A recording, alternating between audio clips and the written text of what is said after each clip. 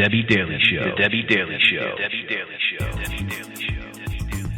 Tell you, don't worry about it. It's always great when people are talking about you, because when they're talking about you, they're worried about you. The Debbie Daily Show. The Debbie Daily Show. What's up? This is the Fat Red Dragon from the 420 Grindhouse, and you're listening to the Debbie Daily Show. The Debbie Daily Show. They're so angry at their own sense of lack of accomplishment, and the only thing they can do is blame someone else for it. The Debbie Daily Show. The Debbie Daily Show. The Debbie Daily Show. That's great. And when they're worried about you, you've got them where you want them. The Debbie Daily Show. The Debbie Daily Show.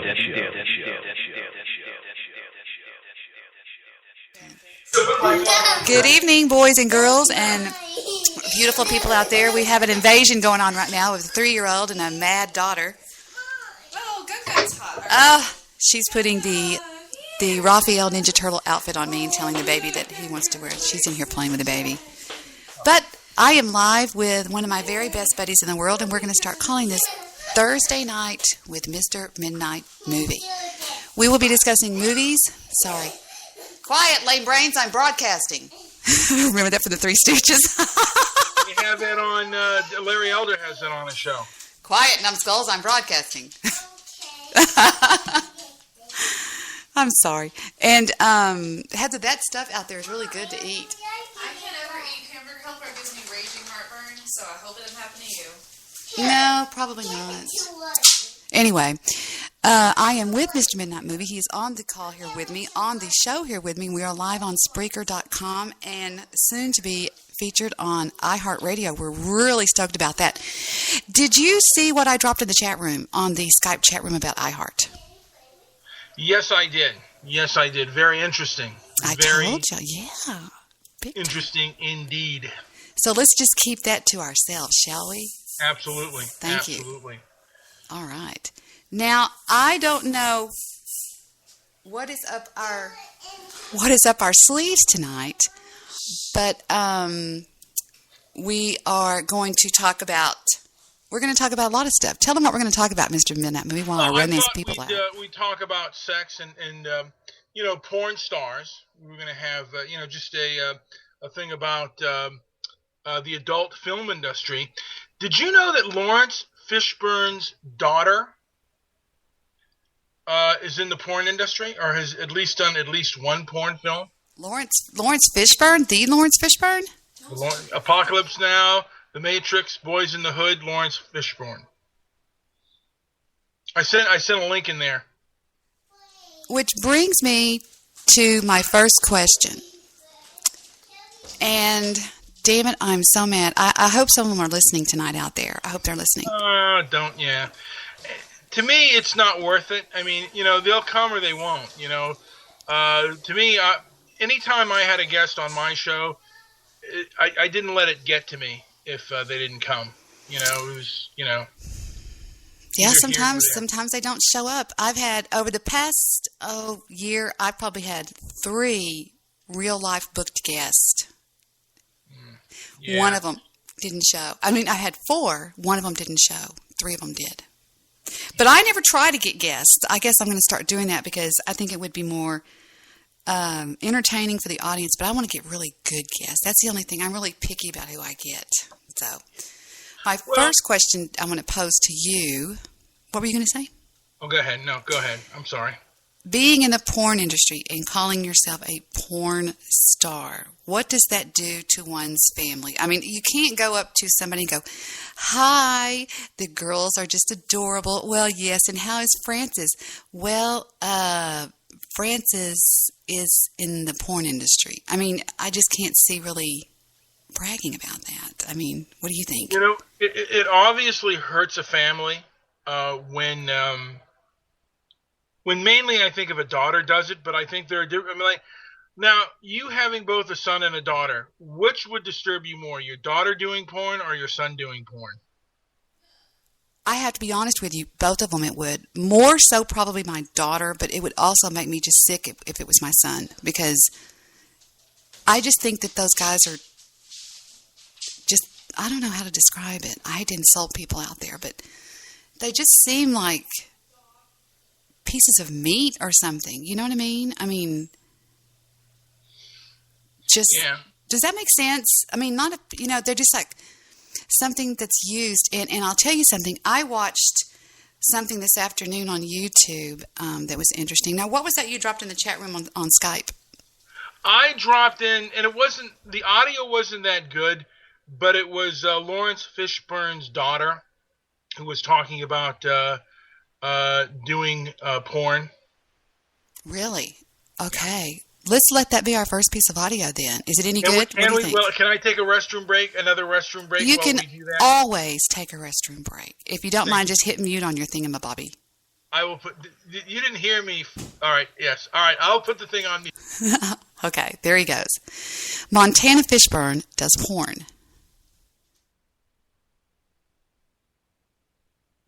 Montana Fishburne.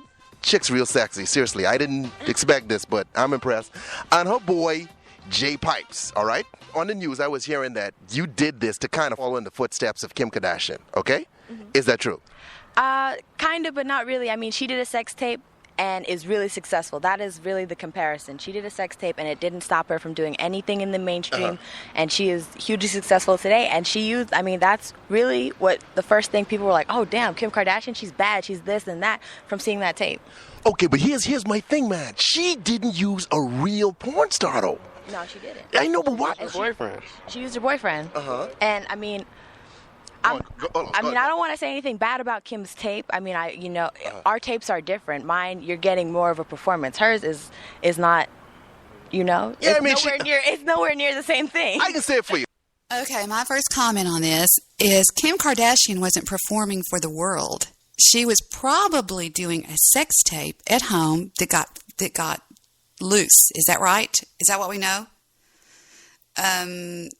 As soon as Midnight gets back, he'll talk about that. But you know what I mean? It seems like to me that Kim Kardashian did a tape that was private. I mean, even Vic and I have done that, just to be goofy and stupid. And I think it just leaked, is my personal opinion. I mean, these people do it for a living, correct? I mean... The tape kind of sucks. She's a pretty girl, but, in terms of porn, I wasn't really impressed. That's what you want to say. That's what I'm saying. But she, shouts out to, Kim. She did what she did. I love Kim. Everyone in the media calling you, Jay, a pimp. How do you address that? Man, I'm not a pimp at all. I'm her boyfriend, actually. Ain't nowhere near a pimp. I'm just chilling. I'm trying to, break out into, getting my porn thing going on. Ain't none of that pimping stuff going on around here. That girl, Nene, don't know her like that. I ain't never messed with that chick, ever in my life. Bitch is lying. Lying? She is a liar. I don't appreciate anything she is saying, but I mean, she's a hater and she's gonna talk. She wants what I have and she can't have it, so. Okay. A lot of these sex tapes out there are fake, all right? They intentionally leak them. So what I'm saying is, why don't you get like a basketball player or NFL player that's kind of famous and say, hey, let's do this tape, let's leak it. That way it don't come across as being porn.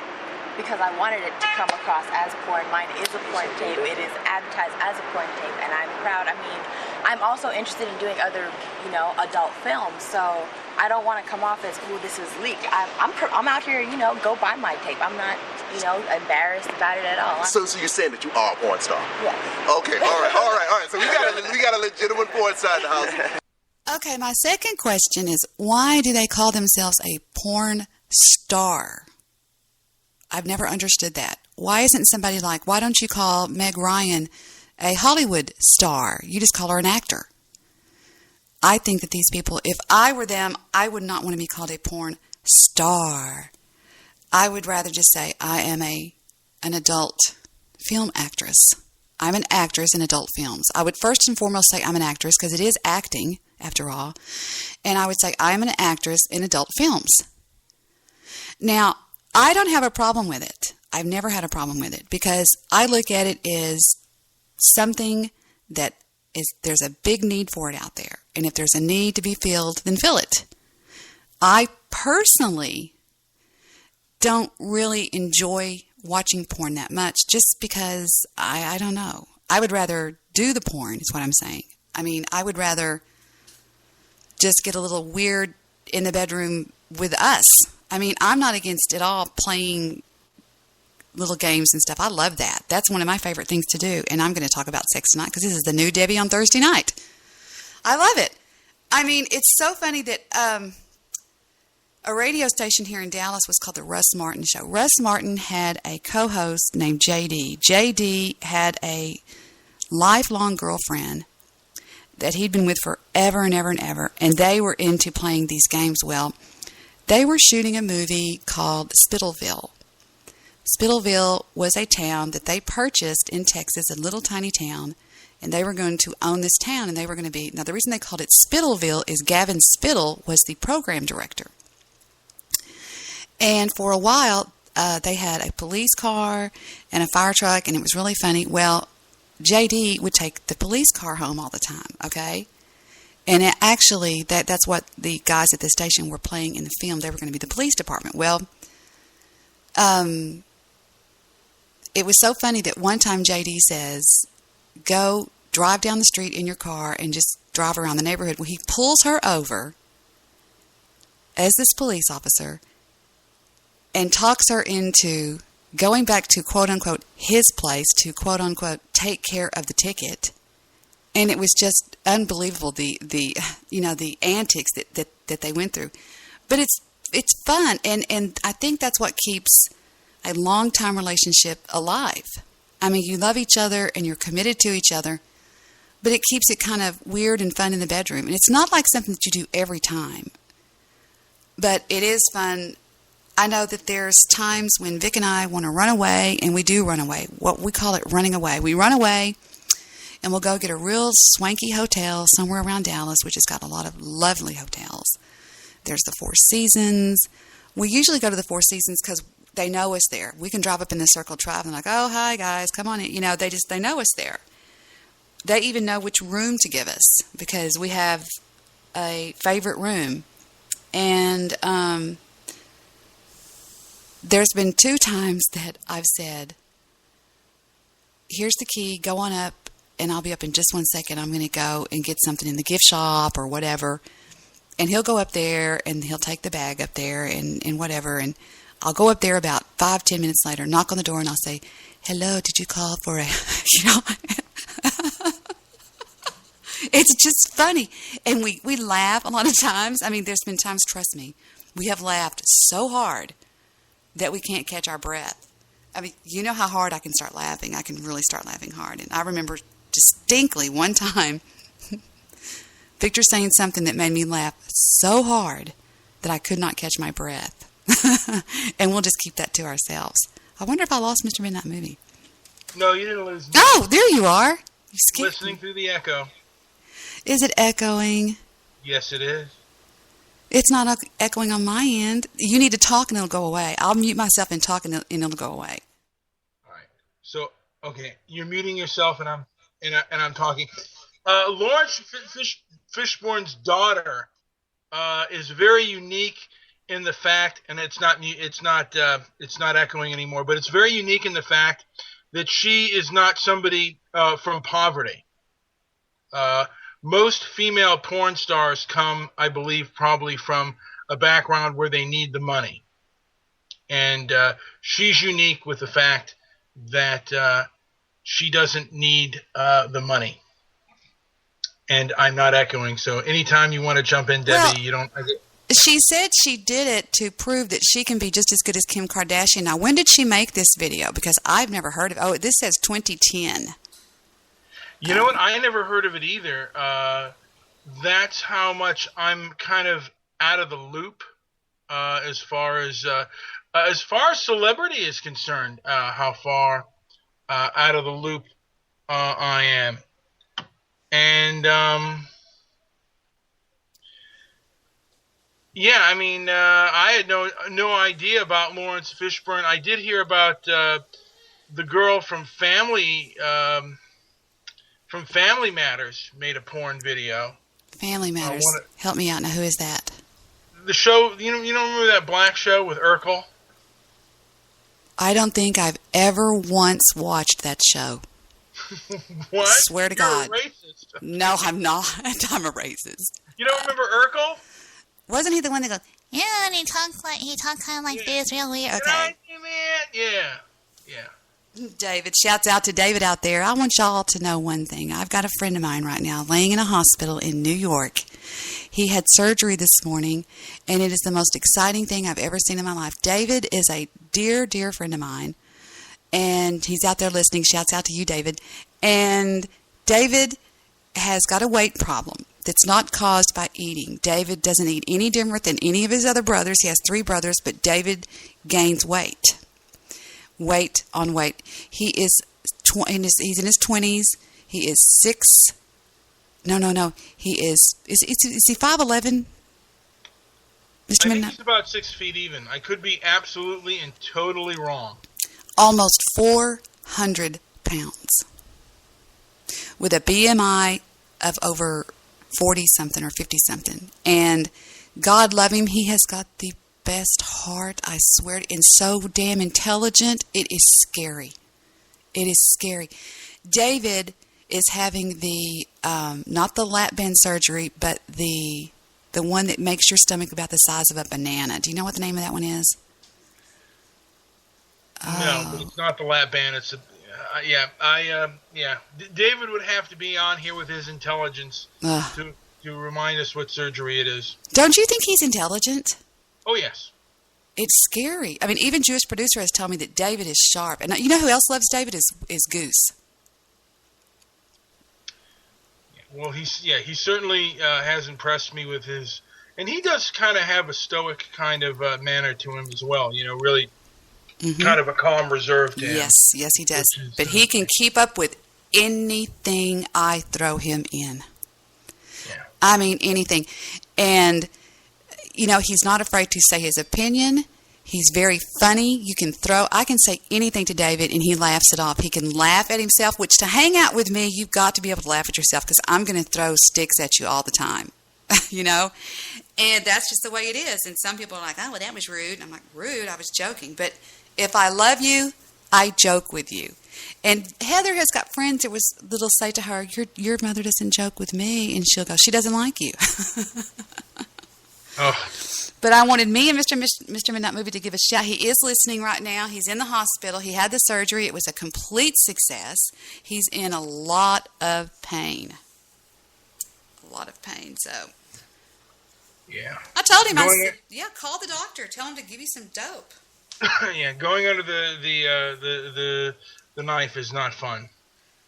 No, but he was so scared that he wasn't going to wake up from the anesthesia, and I said, there you are, alive and well. Now, he's not so much out of the danger zone. He's waiting to make sure. I mean, of course, he's out of the danger zone, but they're watching him they had to give him coagulants or something because of possible blood clots from his stomach, but he's fine. He's in the best of care where he's at. That's good.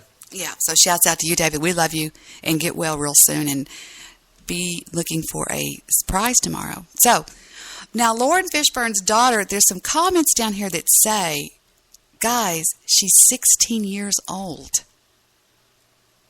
Is she? Really? Does she say that in this? Let's keep going. I was listening to some of it, and this guy that's with her looks like he would sell meth. Yeah, he does. Looks like he's on it. Looks like he's on meth. She's come forward. She is a porn star. But here's my thing, though. Your father, you all know who he is. We don't even need to call his name. I know. Let's do the interview outside where there's a bunch of traffic. Are you kidding me? You know, though, it sounds much better on Spreaker than it did on my computer. Oh, good. He has, put you in a movie if you wanted to be in it? He could have, but I don't think he would have put me in a porn movie like I wanted to be. So you know what had... This was my goal. This was something I wanted to do, something I've been waiting to do since I was 16. Holy Christ! I filmed myself at 18 with him.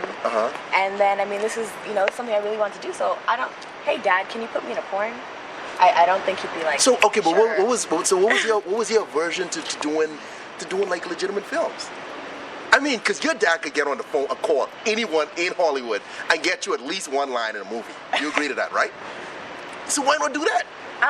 It's not what I wanted. That wasn't the thing I wanted to do. People ask me always growing up, don't you want to be an actress? Don't you want to be an actress? No. You want to be a porn star? And I waited till I turned 18 and I could do. Now, the guy with her is checking his cell phone for a text message or something. This girl is not only in shape, I would give her as far as her face, I would give her maybe a 5. I don't think she's beautiful. She's got a great body. And also, somebody has trained this girl. She's got money. She's using trainers because of the way she's standing, the way she's posing. Her body is very professional.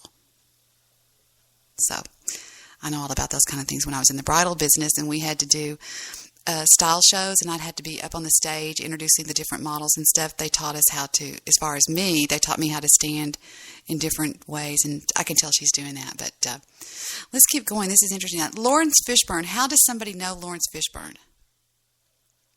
What do you mean? His biggest role was what? Pulp Fiction? No, that wasn't Lawrence Fishburne. His biggest role, probably his biggest moneymaker, was probably The Matrix. But he was in Boys in the Hood. And if you take a look at him, I mean, if you just YouTube Lawrence Fishburne, you'll see that he's a rather intimidating looking guy. I'm surprised. She looks just like him. A little bit, yeah. And she's, I think she's an attractive woman. Mm. And well, she certainly didn't do much for this interview. She didn't do her hair. She has no makeup on. She just, I don't know. I'm not impressed with her looks, but that's just me. But, now, and it's surprising because, I could understand if it was Lawrence Fishburne's son. Because, a lot of guys, they want to, they want to bang as many chicks as they can. But this is something completely out of the ordinary for someone of that stature. And I don't think was abused. Maybe she was abused. I mean, I've never heard of anything like this. That's why I like... it's different. It's different. Yeah. Now, over here it says Lawrence Fishburne reacts to his daughter's sex scenes when dad's watching. Let's see what this says. This is interesting. Lawrence Fishburne is coming back to Broadway, starring in Thurgood, a one-man show about the life of Thurgood Marshall, the first African-American Supreme Court Justice of the United States.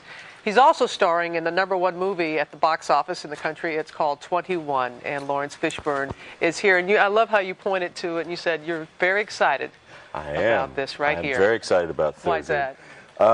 There's so much to be excited about. First of all, Justice Marshall was an incredible storyteller. He was obviously a great lawyer, a first, but one of the things that people talk about, people that knew him, all the research that's been done on him, all the books, they talk about his sense of humor and that he was able to put people at ease. He was able to communicate so effectively with people. He could sit down with somebody who had a completely like an opposed point of view to him. They could be 180 degrees on the other side of an argument with him, but he somehow was able to help people find common ground. And that, I think, is really where his genius is. Is it difficult, because this is a one-man show? You've been on Broadway before, you've won a Tony, but to be on stage by yourself doing this? Our director, Leonard Folia, gave me the best advice about that, which is I'm not doing a one-man show. I have a scene partner, and my scene partner is the audience. And so I get a different scene partner every day, essentially. It'll be me and the audience, and it's going to be fantastic. Is it true that when Thurgood Marshall would be punished, he had to memorize the Constitution as a form of punishment? Well, yeah, he would sometimes be reprimanded by his teacher as he was a little talkative in class. So one of his teachers gave him a copy of the Constitution and sent him to the furnace room, and he was supposed to memorize some part of it. And as the years went on, he was sent there so often that he actually learned it by heart very quickly. Is this part of the show? We're going to see this in the show? Yeah, you'll see it in the show. So can you hit it? No, I won't let you recite the Constitution, Sam. No, not right now. Also, and I said, you are a true Renaissance man when it comes to theater, when it comes to movies, when it comes to just a myriad of things. And the #1 movie, the last 2 weeks, 21. True story, MIT students beating the odds, counting cards. Yeah. You haven't played a heavy like this. No, I haven't done a heavy in a while, but this thing came along. It was an opportunity to work with Kevin Spacey, the great Kevin Spacey, and our director Robert Luketic, who's really wonderful, and this young actor Jim Sturgis, who was in Across the Universe. And the story is really, really interesting. Really unique, true. Rewind it. That's the signal. See? I love the beat. Can't let let you go without talking about this motorcycle club I heard about. The What's Guggenheim this? Motorcycle Club. A club that was started by Tom Krenz, who ran the Guggenheim Museum here. So you get on motorcycles and you... Get on motorcycles and we travel around the world looking at art. Going to museums, myself, my wife, Dennis Hopper, Lauren Hutton, Jeremy Irons, Frank Gehry, the world's greatest living architect, for example. Damn, his wife is gorgeous. We've been to Spain. We've been to Abu Dhabi and the United Arab Emirates. They just did a ride in Baja, California. But it's a great way to sort of promote art and an appreciation of art and kind of, like bikers going, hey, check out that painting. Well, we love checking you out, Lawrence Fishburne. Thank you so much. Thank you for having me. It is indeed an honor. I always tell him, Tuskegee Airmen, the movie he did, makes me think of my daddy. In a flash, be the first to know what's coming up on Good Morning America tomorrow with the GMA. We got ripped off. Yes, we did. Pieces of Those shit. bastards. It says Lawrence Fishburne's daughters, actresses and actors, reacts to his daughter's sex scenes. You lying pieces of shit. Well, I could have told you that once, I knew it was on Good Day LA. I knew that was going to, that she wasn't going to ask him. Now, about your daughter's sex tape, do you have anything to add on that? Yeah. I think people on YouTube put that out there just so they can get hits. You're going to crack up laughing, but Stephen did that one time, and he got in so much trouble. Did you know that Stephen makes so much money on YouTube that he had to go open a bank account today? Yeah, well, I know the one that did make a boatload of money, and it's sex sells. No. This isn't sex. This is just Stephen. One time he had a video, a long time ago, and he put something like naked women or some stupid thing like that, and he got in trouble the next day and took it down. That was back when he was young, and I used to watch his videos, what he would do, and I said, take that down right now, and he changed it. But no, Stephen just makes money because he makes good videos. Well, no, but the video that's most popular is of a girl in a bikini who's kind of, who's well proportioned. And that is part of sex, and that is a. Wait a minute, are you talking about his girlfriend on the back of his motorcycle? Not on the back of it. No. I'm talking about wasn't that also his girl? Because I wasn't going to say it was his girlfriend, but wasn't that also his girlfriend that was hanging? That did the thing where she face planted, where she was in the bikini and she was on the bar. I don't know what she was, but like on something where she face planted into the mud. Yes. That was his girlfriend. It was because the girl on the motorcycle doesn't look. Wait. Is that the same girl? Yes, it is. That's Lauren. Lauren is so hot that he lets her ride the back of his motorcycle with her nothing but her string bikini on. That's Stephen's girlfriend. It's been his girlfriend for years. Yeah. Well, that's something that definitely sells. But his number one film, isn't his number one film Crashes and Bales? You know what? Take a look, because I saw 7 million on the faceplant one. And one of them, Crashes and Bales, I believe, it's already turned over 3 times with 2 million viewers. I think he's on his 6 million viewers right now. Let's see, it's called Crashes and Bales. Now, this was made for me on my birthday a long time ago, and it was by the boys that were in his group, his BMX group, and they did it for me because I was having a real hard time. And what is that noise? Is that your phone, dear? That was my phone, yeah. I put it on silent. Jewish producers probably like, I want to call in. Crashes and Bales. Oh, I know how I can look it up. I'll just look it up on my computer, on my YouTube. There he is. He's got his own channel. And let's check the numbers here. Okay. Yeah. Top videos. Chocolate Lab Puppy. BMX Crashes has got 484,165. Crashes and Bales. Jesus Christ. Are you kidding me? 1,153,463 views? Good night. And that's a little short video. And the other one has got 484,165. Yeah, the money he makes is crazy. I'm talking almost money you couldn't. Well, Stephen couldn't live off of it, but he uses it. I mean, it's a good chunk of change. He probably averages $600 a month. Yeah. But they work with him, and but I don't see how he does that because there's no ads on his page. But let me see if you click one of his videos if you get an ad. Let me see if you get an ad. No.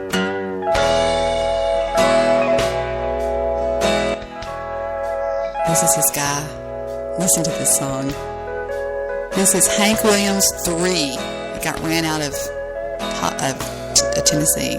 Well, why does it hurt when I see you again? Is it the memories or Jack Daniels on your skin? Hank 3 got ran out of... wait a minute. There it is. Wow. The ads on here is what Stephen does. Oh, wow. He personally is doing these ads. Okay. Oh, this is where I'm going to go on iHeart. I am only going to advertise things that I personally believe in. If I don't believe in it, I'm not going to do it. Yeah. Now, tell me something. If you could pick 3 sponsors to go on your radio station and send you a check every month on either the 1st or the 15th or direct deposit into your PayPal account for you make an offer to them to have them on the show every night to do a 1-minute live spot by you for, say, a base of $5,000 every night. You do it. No, you do 2 live spots. Say you do 2 live or 3 live spots every night. 5,000 they'd have to a night. They'd have to pay. Yeah, for 3 live spots every night. Who would you pick?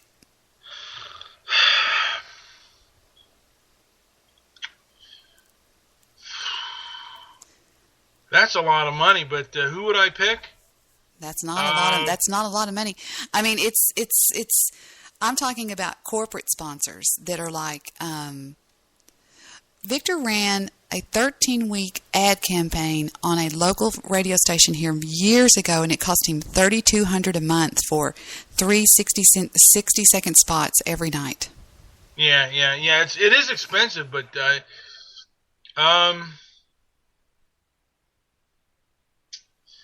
who would I go after? What kind of audience would I go after, me personally? Diet 7-Up? Diet 7-Up, Gold Bond. There you go. And you laugh, but if you really believe in something, Mr. Midnight Movie, and you can really talk about it, just really give it to them. I want you to give me your best 60 seconds on Gold Bond in 3, 2, wait a minute. You know I'm doing this for a reason. I'm trying to sell something here. Wait a minute. Give me, in 3, 2, 1, your best 60 seconds on selling Gold Bond. Go. Okay. Hi, I'm Mr. Midnight Movie, and when I'm angry and sweating like a hog, nothing takes away the chafing better than Gold Bond. I squirt it all over my face and my body, and that keeps away the chafing monsters. Is that? Do I need more than that? I can give more than that. Yeah, you've only gone 32 seconds. When I do my radio show and somebody aggravates me and makes me angry, and I'm yelling and screaming and sweating like a pig, instead of using the dog to get away the chafes, I use Gold Bond. I think if we combine those two, that'll do it. Gold Bond, it helps you not to be so hot and chafy at your local C of S pharmacy. All right, now let's hear what that sounds like. You're going to crack up when you hear this. I think people don't realize what they do until they hear what they do and they think, wow, that really sounded kind of dumb, but it didn't sound dumb. But I'm just saying what you will probably say. I am wanting to sell time on my Doomaflicky. Take it away, Gold Bond, take one. Wait a minute, it's on the wrong output. Let's put it on that mobile preamp and let's roll with it. Okay. Hi, I'm Mr. Midnight Movie, and when I'm angry and sweating like a hog, nothing takes away the chafing better than Gold Bond. I squirt it all over my face and my body, and that keeps away the chafing monsters. Do I need more than that? I can give more than that. Yeah, you've only gone 32 seconds. When I do my radio show... Now watch me splice it right there. Watch this. And now let's run with that again in 3, 2, and 1. Take it away. All over my face and my body, and that keeps away the chafing monsters. When I do my radio show and somebody aggravates me and makes me angry, and I'm yelling and screaming and sweating like a pig, instead of using the dog to get away the chafes, I use Gold Bond. I think if we combine those two, that'll do it. Gold Bond, it helps you not to be so hot and chafy at your local C of S pharmacy. That was hysterical. That was funny. That was good.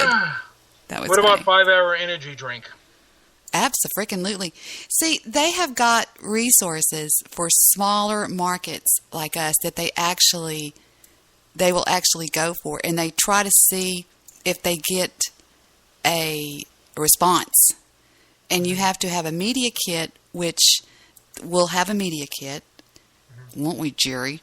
The media kit will have what the show is about, what times the show is on, the numbers that the show draws, all about the show, and then it'll just say, hey, sign right here. What about Del Frisco's? Oh, what about Del Frisco's? Are you joking me? Ooh. Yummy, Have you yummy. contacted them? No, that's just it. I've only contacted 2 people. The 2 people that I've contacted are ready to go. They're fired up because, and you know what really, really sells this stuff is if I believe in it, Mr. Midnight Movie. If I believe in it, then I tell them I can sell your product. And unless you've got too much money and you don't need it, then I just need to go on somewhere else. But you know what I'm saying? Absolutely. Now, have you ever thought about getting the owner or one of the chefs at Del Frisco just as a person to talk about food and, you know, what things sell the best? Oh, wouldn't I love to? Oh, yeah. See, that's just it. I'm going to broaden my horizons around here and start having some special guests on here. Don't you believe that that's true? Did you say, because you just cut out? I'm going to start having guests on here. Oh, yeah, absolutely. And that will certainly broaden your base and, you know, make your show, give your show that extra little oomph. Now, if anybody out there wants to call into the show, we're a little bit picky about who we pick up, but here's how you do it. You simply open up your Skype and you send me a request. My name is Debbie_Daily. And you just give us a ring and we'll jingle you right in if we want to have you on the show, right, Mr. Midnight Movie? Absolutely, absolutely. We will do that. So, shouts out. Lines are open, and we're very picky, though. Very, very picky. So, now back to Lawrence Fishburne's daughter. I don't know. I mean, what would make somebody want to do porn? Usually, I believe, well, for men, the obvious. I think men are built that they want to have sex with as many women as possible. With women, I think the first is financial. And probably a lot of women who are basically, I guess you would say, come from bad family backgrounds, broken homes, or sexual abuse kind of thing, and they're working other things out. But I think even the ones that are working that out are there because of financial need. I don't think. I don't think that the penis is the same thing as the vagina, and I think the vagina can only take so much. And when women are doing that, I think they're hurting themselves sexually a lot of times. I would think the same thing. I don't know why. Yeah, but me, I think it's first it's financial, and women who are have been sexually abused probably find that a more easier way to make, just a more acceptable way if they're not doing well, an easier way to make a dollar, because I guess that's maybe ingrained in them or something like that. I don't know the exact terminology, but at least I've heard that in the 90s, or through the 70s, 80s, and 90s, that most of the women who did pornography had some form of sexual abuse. Now I'm hearing that that's in today's atmosphere, it's not as true anymore, and we certainly have a more permissive society, and we're growing as a more permissive society as we're growing to be a more, I guess, like the internet and all that other stuff. We see more, we're able to do more, so it's becoming a little bit more acceptable. Right. Let's listen to a former porn star exposing some of the lies about porn on a talk show. And let's take a listen. It's a short little piece of audio. Well, it's a little bit long, but I'll make it. I'll get it. Let's get to the juice here, right? Show that I did with Shelley. Tell us a little bit about your story. What happened with you early on? You got involved in the porn industry. Yes, I got involved in the porn industry. I was in the sex industry for a total of 8 years. Rebellious teenager. How old were you, Shelley, when you started? 18. 18. So I was actually pretty innocent. So when my father kicked me out of the house, grew up in a middle-class family. Next thing you know, Father kicked me out of the house. There you go. First one off the bat. I'm living on the street, and a pimp approached me, and that ultimately led to the porn industry. Wow. Did you ever think growing up that you would be involved in something like that? No way. I thought I was going to grow up to be a speaker and a preacher. Really? Yes, because that's what Jesus told me when I was little, and now I'm doing it. So you just kind of went the long way around. Yeah, I think he had a plan. So one of the things we talked about is when you got involved in it, for those who have maybe you have been addicted to porn. Maybe you're a man and you're watching today, and you have pornography that you watch on the internet, or I don't know what your history is, but we want to share a little bit about what goes on behind the scenes and really how ugly, how dark it is. And I think if you hear some of what Shelley's going to share, you may think twice before you click on again and watch, because these are real individuals. You know what? This is one of those Jesus shows, and I don't like those people. I just don't like those people. Now, do you know Nina? Have you ever heard of Nina Hartley? Yes, I have. Here's After Porn with Nina Hartley. Let's see what Nina has to say here. After Porn ends. It's real short. It's real short, actually.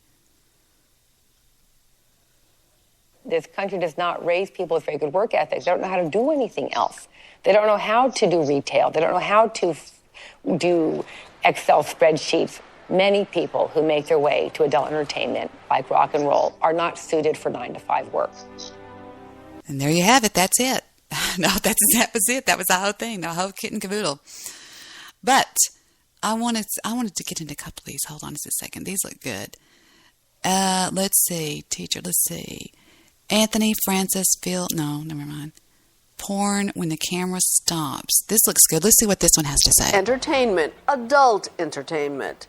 It is a massive business in the United States, worth billions of dollars each year. But for the stars of these X-rated films, life away from porn can be full of challenges. Indeed, what many consider risky behavior on screen often becomes a risky lifestyle after the job, as David Wright reports for our series, Modern Sex in America. The naked truth about porn is that it's extremely difficult to make a clean exit. One of the most recent cautionary tales, Steve Hill. Earlier this month, he stabbed a fellow porn actor to death with a samurai sword. Cornered on a cliff in the San Fernando Valley, he kept a SWAT team at bay for 8 hours. Police officers finally tased him. Hill plunged 50 feet to his death. I think his problem stemmed long before he got into the adult business. But people, I'm sure, would love to blame the porn business on, his problems. Both statements are probably true. It's a career path that tends to attract lost souls. And the lifestyle takes a toll on many of them. We are always a thing. We're always an inanimate object, a sexual object. Nothing we feel matters to anybody. Little wonder, at least some of them start to feel empty. I don't know, I just started feeling like an object. Like, I would go on the forums that the fans post on, and they would be like, Chrissy's breasts are horrible and she needs to redo them. And I would read that stuff, which, isn't really good on your self-esteem. Chrissy Moran was one of the hottest internet stars 5 years ago, until she abruptly quit in the fall of 06. This girl is hot. Goodness, she's gorgeous. I mean, you can tell this woman is beautiful without a stitch of makeup on. This is just natural beauty. But I wonder if she also came from a messed up background. Well, now, in the beginning of that tape, I just wanted to state, in the beginning of that tape, I forget the guy's name, but I think his name was Steve. He was a mulatto. He was a mixed race guy, right. Mulatto, and the guy who died with the samurai sword. He was actually never a porn star. He was what was known as in the porn industry as a mope, someone who basically hung around porn sets and occasionally got work, but he was never a steady porn star actor. And he was someone who was mentally unstable and probably even mentally ill. Wow. Yeah, the LA Weekly did an article on him. Wow. After we take our first little break, I want to talk about couples like normal couples like Vic and I, or you and somebody or whatever, doing porn for money to try to pay bills. Now let's go ahead and finish this little quick interview here. He found religion, and for now has sworn off sex altogether. So you not only left porn, you left sex. Yeah. Till you get married. Yeah. I just figured, when I get married to the right person. Okay, I'm going to tell you what I learned one time when I was studying psychology a long time ago. Girls that talk like children, I'll do it, watch. Hi, Mr. Midnight Movie, it's me, Debbie. What are you doing? They talk real high-pitched and they kind of talk like this. What that means, and I can back this up, is usually they were traumatized at an age. She sounds like about a 6-year-old, and that's where some part of her brain, and we researched the shit out of this when I was in school. That's where they stop. So be very leery of girls that talk like children. You know what I'm talking about? That twang. Yeah, that's the first I've heard of that, but that makes sense. Yeah, it's a serious, deep thing. It would just be extra special that I waited. Extra special that I waited. I mean, that's not the normal way for a woman to talk. I mean, Heather talks like me. I talk like a normal person, and they just kind of talk like this. And you can tell she's not faking it either. She's abstinent. She's quit the business. She'd like to put porn behind her. Not that you'd get that impression if you look on the internet. Go to her official website, now run without her consent, and there's no shortage of downloadable content. There's even a personal message. It's amazing how life works out, it says. I really hope you enjoy my site. That website is still up and running. The website is still up and running. The contract has run out. And one of my ex-boyfriends is selling them new content to keep running it. So even though you left porn, you're still a porn star? Yeah. The difference now is she's not getting paid for it. And I didn't want to take money that was being made from my website. Oh, now that's just ridiculous. Are you kidding me? I bet you she's not even suing him. What do you want to bet? Hey, Debbie. Hi, David. David called in to say hi. How are you feeling, David? Like 2 pounds of shit in a 1 pound bag. Oh, man. Mr. Midnight Movies with me. We were talking about you earlier. Yeah? Yeah. Get some pain pills in there or something. Jesus, you're not supposed to hurt in the hospital, buddy. Yeah, well, I've been trying to tell him I want pain meds. Now I go, it's too early. David, come on, man. I mean, don't make me call that hospital. No. Is it really hurting? Yeah. Jordan, you're not. Did you know that if you feel pain, that does not help your healing process? Right. Yeah, and I told them I'm still hurting and I'm nauseous and they haven't given me my meds yet. Jesus Christ, don't make me call that hospital. I will blow. I will freaking blow. Say, what are you doing? Huh? Yeah. You need to buzz that nurse right now. I will. David? I am. I'll say I'm your mom. Call them right now, live and on the air. Buzz that little buzzer. I want to see what they say. We're going to see what's going on here. Mute your TV. All right. Hang on. They're going to go, yes.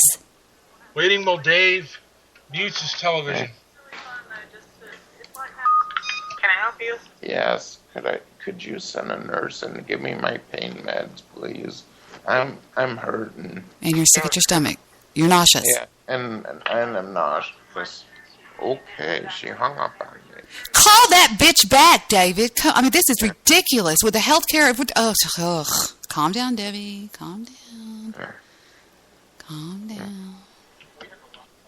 Yeah. Ugh. Yeah, I was talking to him earlier, and he's been hurting like this Mr. Midnight Movie for over an hour and a half. Yeah, it's make me not want to go under the knife to get... Because I probably need a surgery like that for myself, but I don't know if that would do me any good if the medical thing is that good. You know, bitch, you gotta demand the squeaky wheel is what gets oiled, David. And also, I already wet my bed once tonight, and it took them forever to clean it. Oh my goodness, David. You better do something before I call that hospital. And I know the number, bitch. Yes. I know the room number. I know everything. You call me back. Get off the phone. Don't talk to us. Get off the phone. Listen to the show. I'm calling you back. You call me back at midnight. That's a half an hour from now, or 1 o'clock your time, and tell me what's happening. All righty, I will, Deb. All right. Take care, buddy. Yeah. Bye. Take care, Dave. That is some bullshizzle right there. I mean, you're in the... Are you kidding me? You're in the hospital and you're hurting? Have you ever heard of that in your life? He's miserable. Oh, I could imagine. Yeah, it's...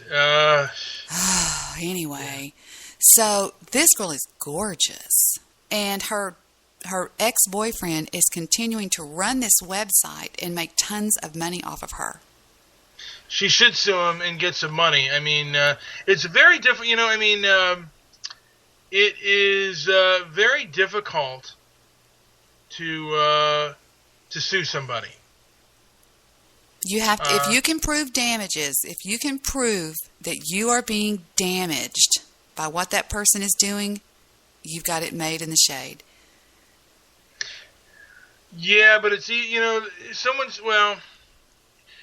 but proving it is very difficult, and if they have money, they'll fight you.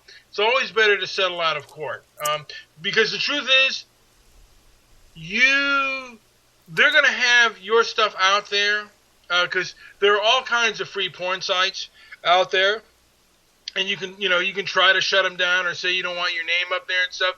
Easier said than done, particularly if the porn site is run overseas. You know, now that you have the internet, you can't get to people like you used to be able to get to people. You know? And it's like, it's better that he's doing it and you can get some money off of it than some other stuff. So she should probably get some money for that. But trying to have them take it down, they'll fight you on that, and they can, they say you signed a contract, you decided to do this and this and that. You can't just get out of things and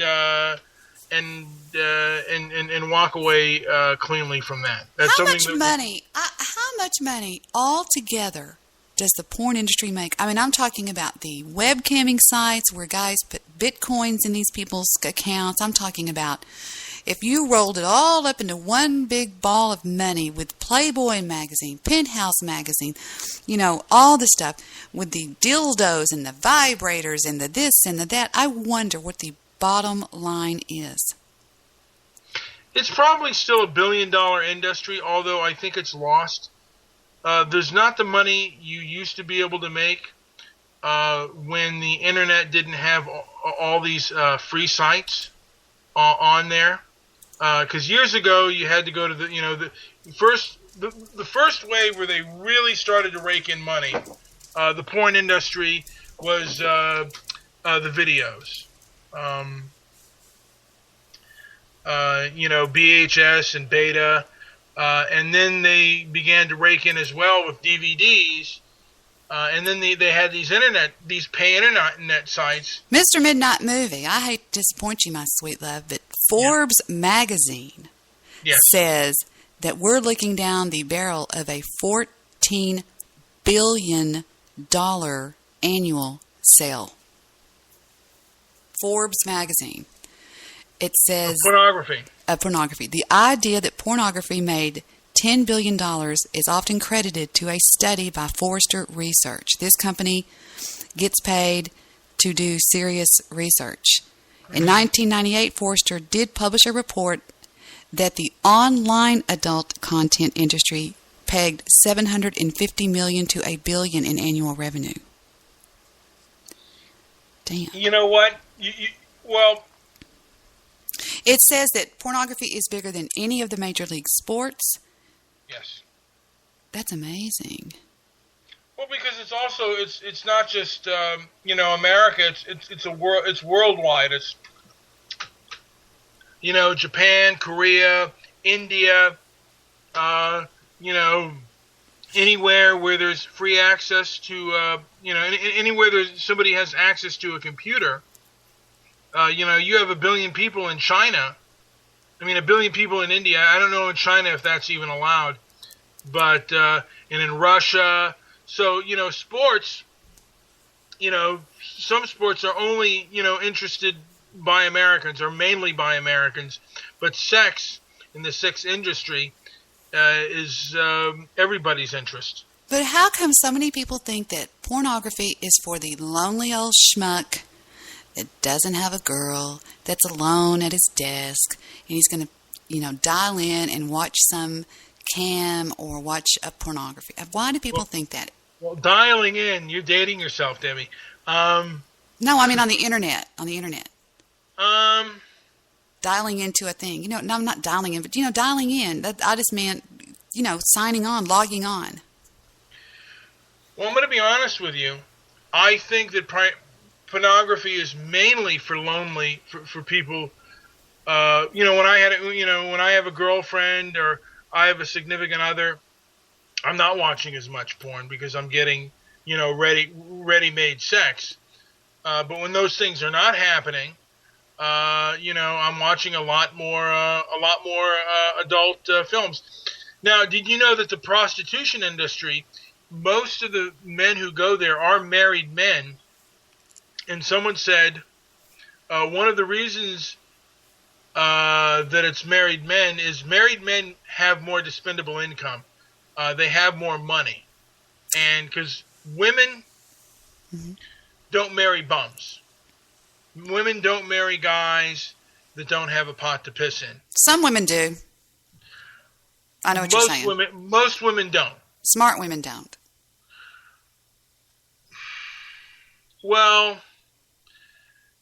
and on average, I'm not talking about 100 percentile. When I was growing up, I had a best friend. She married the high school sweetheart that she loved. She just could not wait to marry him. They now live in a very, very lower middle class home. They struggle from paycheck to paycheck. They have 4 children. They they have radio cars. I mean, they're just, she's never been able to not work. She's had to go to work every day of her life. Okay, well, how many like women would marry, like if she left him, how many women would find this guy appealing today? He's not a high school sweetheart anymore. No, he's not.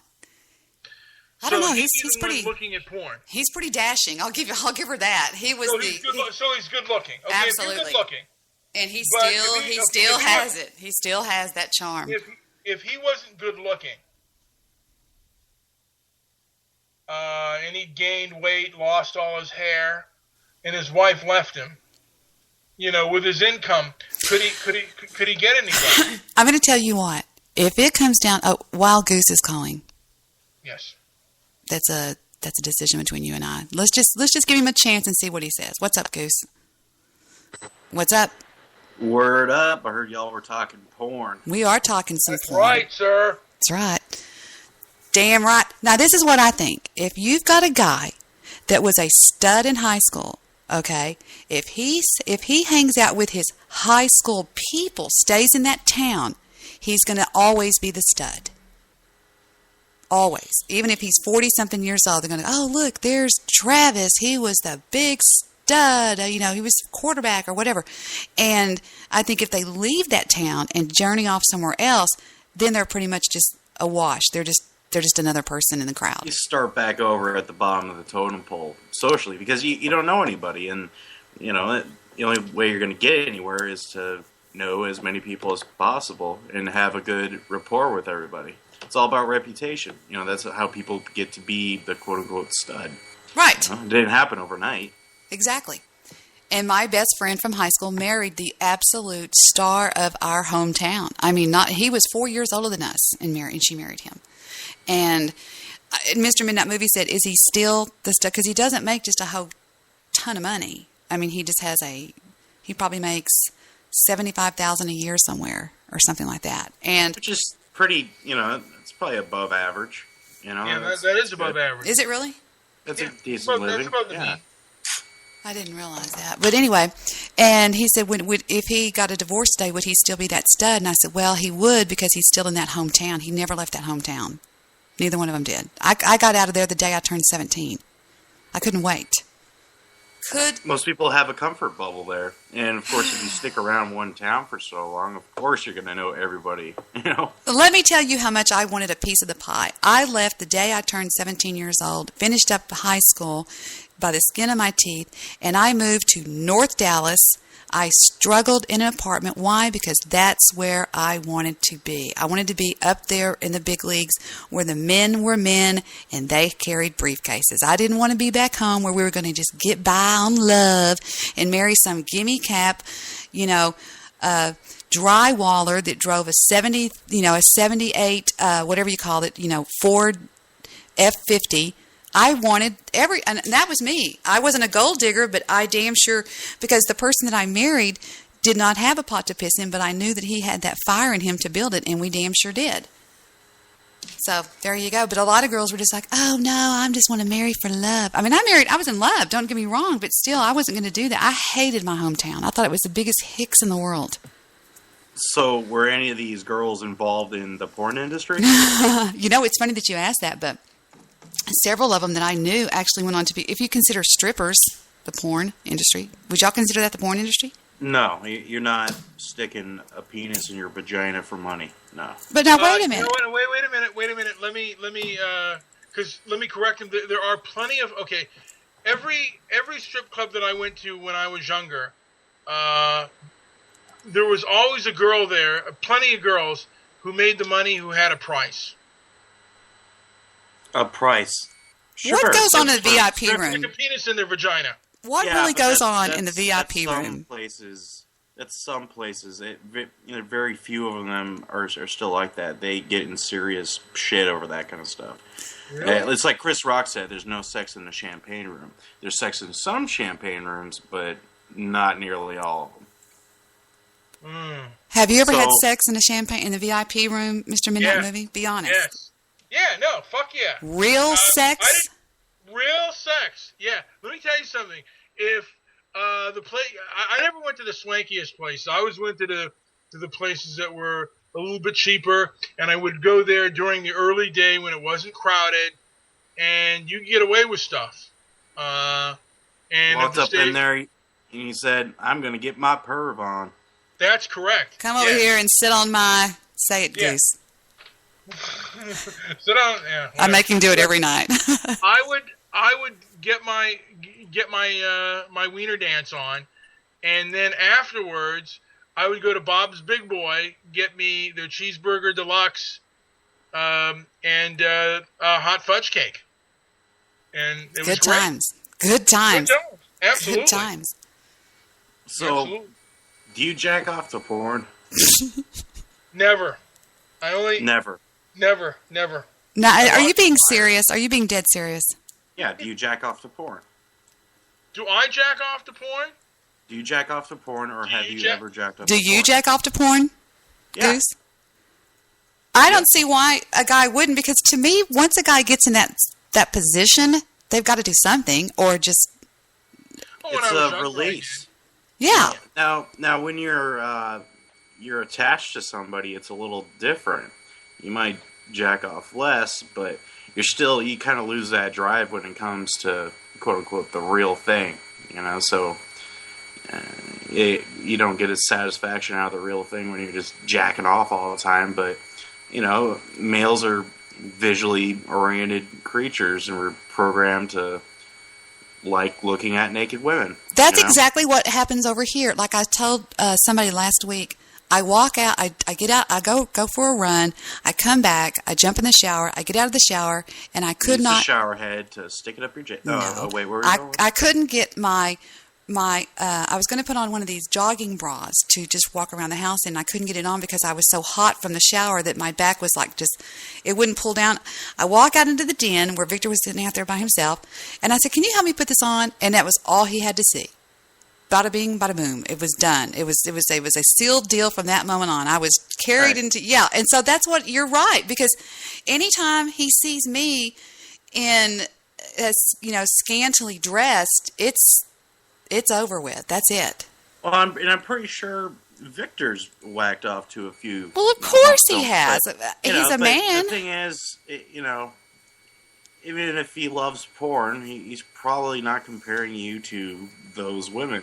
I mean, he's probably well aware that they're actresses and that they were getting paid to perform, and they just happen to be naked. But most of the time, regular people aren't naked, so and he holds me. You want to watch porn. He holds me on a pedestal because I'm the mother of his children. I'm very sacred in his eyes, and he doesn't even feel comfortable sometimes, watching it with me. I mean, he does, and then he doesn't. Sometimes it just depends, and it's just like it doesn't really do anything for me, and nor does it really do anything with him, because if it's on when we're having relations, I guess you could call it, he won't even pay attention to it. He's just paying more attention to me, so I'm not going.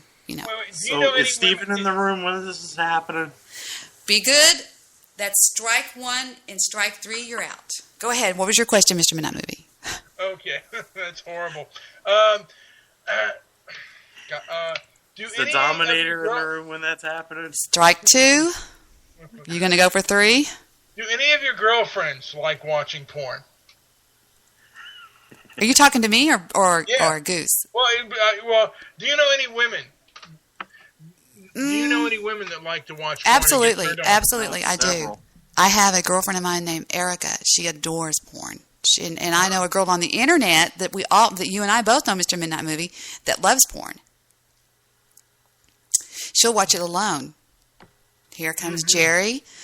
Jerry's always welcome on the show. What the hell are you doing, Jerry? So I've got 10 strikes, right?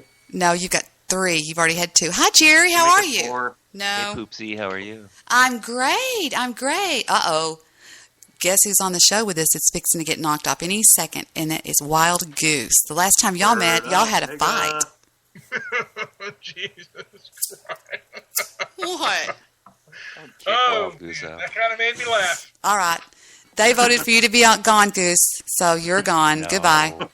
Oh, Seriously? come on. He's gone. He's gone. Why's that? You said to kick him out. I didn't. Did you say kick him out? Oh, you said don't kick him out? Oh, well, let me get him back in. How rude of me. Bless Tell his me you're heart. just screwing with you. He is funny. I thought you said kick Wild Goose out. Oh, wow. I'm going to have to give him an apology. Here we go. Do that. Give him an apology. I will. Shut up. I wasn't Goose. aware of a vote. I'm sorry. Go ahead, Jerry. Tell him what I thought you said. Jerry goes, don't kick Goose out. I thought he said kick Goose out.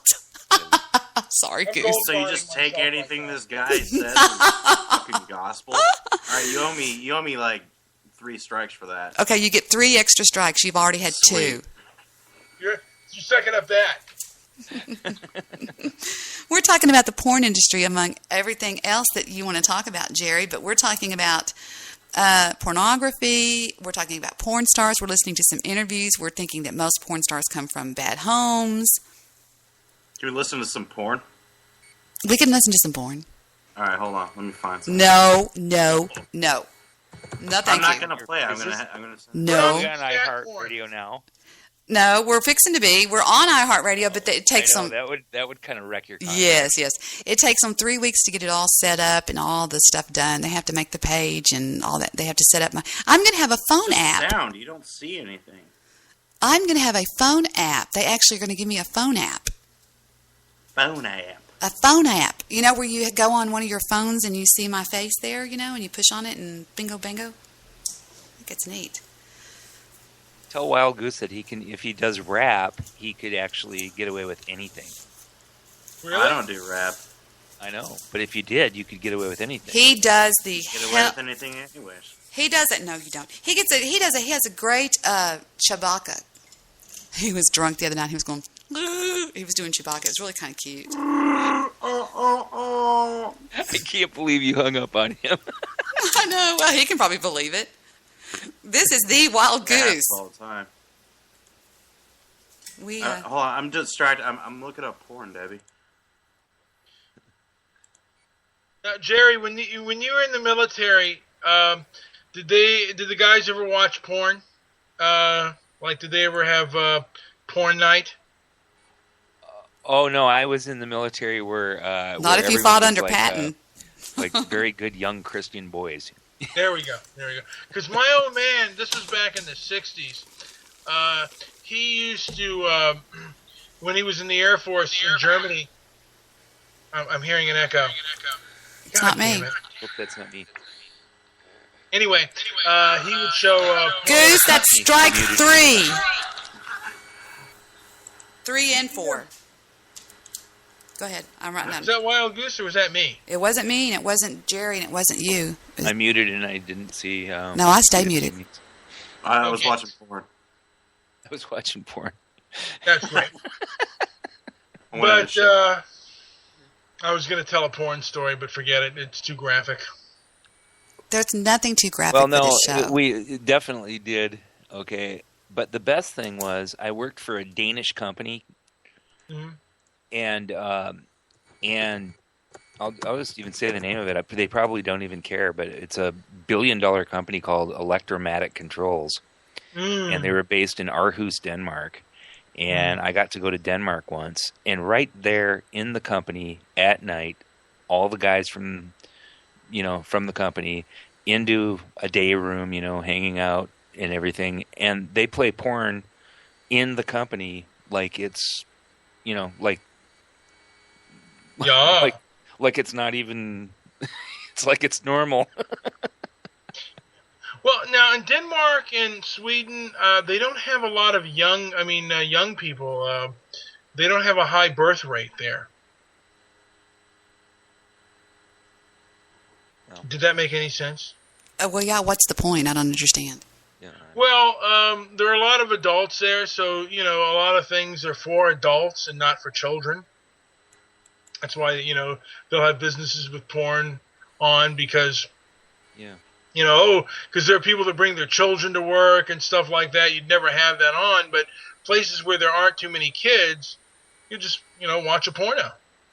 Well, what was funny, too, is that they're so very prim and proper in one respect, and in other respects, they're completely the opposite. And it's really weird. For instance, like in the same group of people that would have been hanging out watching porn in the at the company, you know. Okay, on our way out to dinner, in the car, they pass by McDonald's and they see their own kids, leaned up against the wall, drinking Coca-Cola out of a bottle with torn blue jeans on, and they're abhorred. And they think that the American Western culture is destroying, like it's a plastic culture that's destroying their youth because they're watching, because they eat extremely proper. Okay, as an example, this is kind of a long story, so just shut me up if it gets too long. But we go to this restaurant, we sit down. There's a woman and about her 12-year-old son sitting in the restaurant eating, and the son stares at me, and he's staring at me, and all the Danish guys are all standing there, talking Uben Gleben Globen Globen and all this, and and I'm just sitting there staring around, and this kid is just staring at me. And I lean over to the mom and I say, what's wrong? Like, do I have food on my mouth, or what's that? What's the problem? Your kid have a staring problem? Exactly. And so she talks to her son, another goobing goobing globbing globbing, and she all of a sudden gets this like abhorrent look on her face, and I'm like, what did he say? And then now the whole table is all focused on what's going on over here. And she says, I can't tell you. And I said, well, come on. I don't care. What did he say? And so now the whole table is pressuring her to tell them what their son said. And she says, my son says you eat like a barbarian. And because we sit there with this fork in our hand, you know what I mean, and we like shovel food in our mouth, and they eat very daintily, and they put their forks and everything, and the whole table starts cracking up, and then they just, there's Jerry the barbarian, and they're laughing. Do you eat like a pig? Yeah, and then they told me the story about, the movie Out of Africa? Uh-huh. Okay, and Meryl Streep played a Dane. Okay, in that movie, and they said they loved the movie and they watched it, and she played an awesome Dane and everything was great. And then when she sat down and ate, people walked out of the theater because they went, that is not how a Dane eats. Are you serious? I kid you not. That's I bullshit. kid you not. No, I'm not. No, I know you're not lying. Sure. That's stupid for them to be. That's bullshit. But they're very, very prim and proper in ways, and like when they smoke with their hand upside down, so the ashes fall into their hand, and they blow their smoke up in the air, and they're just very, and they dress very, they're very clean. Like you go into the kitchens in their houses, there isn't a thing out of place, and everything is incredibly sanitary and clean. Okay, but then the other side of it is they do stuff like, everybody gets naked and jumps into a cold pool together, and they watch porn, and they, and they do all these crazy things that Welcome to the orgy. Yeah, my mother used to call that my mother used to call that gagging on a gnat and then choking on a camel. Yeah. Now, have you been there since? Because is smoking still? I wonder in Denmark. Turn it off, Goose. That's okay. All right, you're fixing to be gone. I'm sorry. Stop it. That's 5. Goose, you bastard. 5. That's 5, Goose. That means you've got one more left, and you're off the call. Now, Danish.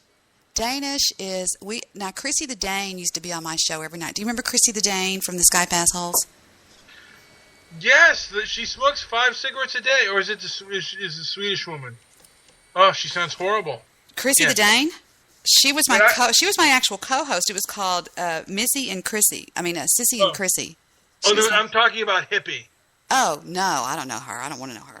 I'm Denmark. I'm from Sweden. Hi, this is Hippie on the Sky Pass Holes. I'm from the Sky. I'm a hippie. Why do you?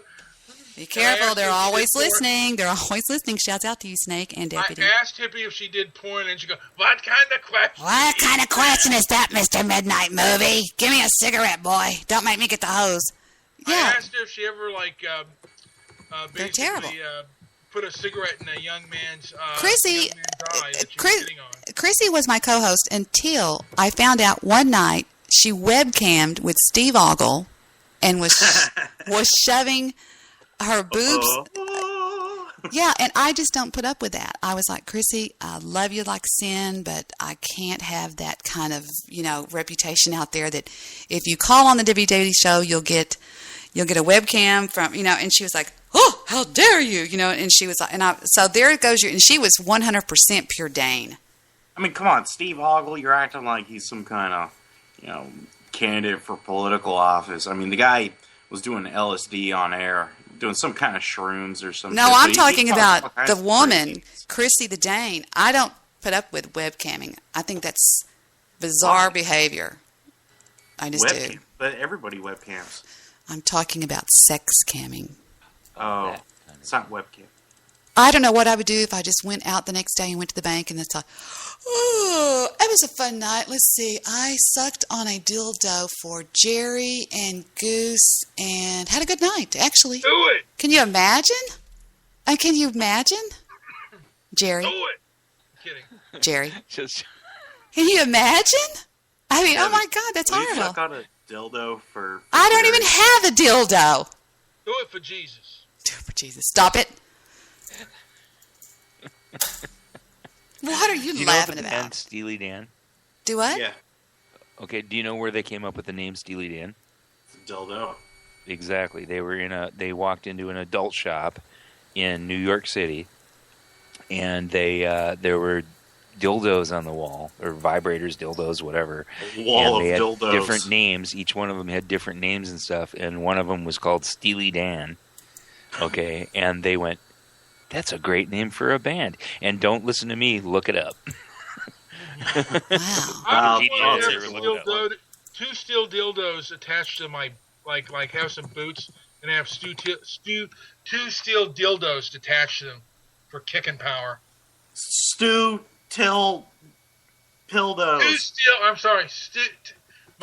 Two steel dildos. Tildos. There we go. I'm sorry. I'm reading what Goose sent me. Stop typing, Goose. Let's see. Okay. He broke it. I gotta see what you said. I sent her a message about. Yeah, that's excellent. The final boss of the internet, Bill Wagner. Yeah, he was featured today on a show that I went on. I accidentally mentioned his name, and they had to know. What do you mean by featured? Well, they asked me. I mentioned his name just in passing, and I got grilled on him. And they asked me a bunch of questions, and I was gutly honest. He's the final boss. Yeah, he's coming close. I mean, he's in hot water with a lot of dangerous people, and it's kind of funny how he projects all this stuff because he makes it sound like he's got all these dangerous people at his disposal that are going to drone strike me while I'm up in Alaska. But in reality, he's actually got some really dangerous people. I feel totally at ease playing that video for y'all, that audio for y'all. Whenever he calls into the BWC, the Bill Wagner Crew group, and runs into three guys in there. And what had happened is he made a video that was so inflammatory. This was like a year before, too. He didn't. Right. Okay. A year before, he makes a video, this inflammatory video where he looks like, oh my God, you'd have to see it to believe it. He looks like he is got his finger in a light socket. He is so speed freaked out. He has no teeth. He's got teeth knocked out. He goes, well, just take a listen to this inflammatory video that he does, and then I'll tell you what happened on the after effect. Well, tell them the story, Goose. For the record, Bill posted this video to his own account. It was downloaded by someone other than me and sent to me. It was never reposted. I simply reposted the video on YouTube. So I thought, what the hell? It's the final boss of the internet. And I posted this video on my own account. And he tried and tried and tried to have it taken down. He even filed a DMCA claim. And I rebutted it, and it stayed up. But he apparently, I was gone up in Alaska. I had no idea he was that pissed about all this. So he had never even mentioned the video to me, and we were still talking like, hey, we're best buds. But this conversation she's about to play, well, I think she's going to play the video first. I'm not sure which. But there's a conversation between Bill and several other people, and you'll hear him basically give out his plan for the old wild goose. He wanted to. Oh, she could play it. Yeah. Let him speak for himself. Absolutely. It's and this guy has gone against me by going on the air on BTR many times and saying Debbie Daly is crazy. Debbie Daly is a criminal. She's going to go to prison and all, just crazy stuff like that. And I'm going, what the hell is he talking about? She's a criminal. She's a criminal. He's done some pretty bad stuff to me. And it's just an interesting thing. I'm looking for that video. He spams children. I can't find the video. I'm looking for it. When you send I'll it to just me. give it to you. Yeah, would you do it Are to you looking for the video or the of audio? Bill? No, I've got the audio. I was going to play the video. Oh, here. I got it right here. Okay. And I don't know how we got on this subject, but I guess it's because today on the News Guys show they brought it up. Okay, great. They brought him up and they were asking me, who is he and what's he all about? And so I told them this is what he's about. Here it comes. Y'all can hit the link. It's in our chat room on Spreaker, and it's real short. It's like 30 seconds. What's happening? America, it's early in the morning, and of course I'm up late and working to make billions of dollars. So, everybody out there, hey, I look terrible. I know it's like 6:30 a.m. or something like that in Vegas time. So it's like 9:30 to the rest of the world. So, did you catch that?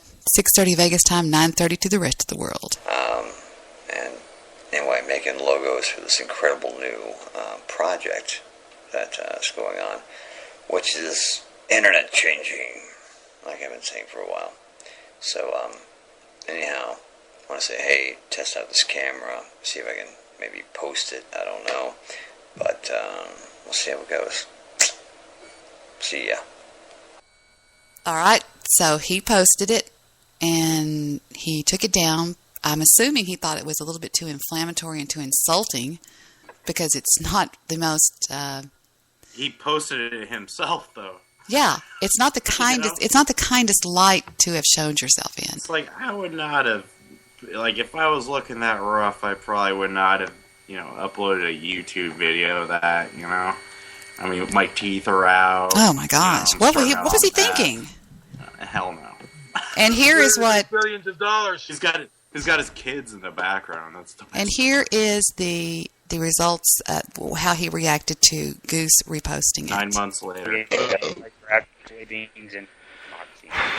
I'm just worried. You guys are talking about trivial things, and I'm sitting here worrying about Goose's safety. I don't want him getting dragged off a boat and shot in the head because some government agency or some mafia people didn't like a video of Bill on the internet.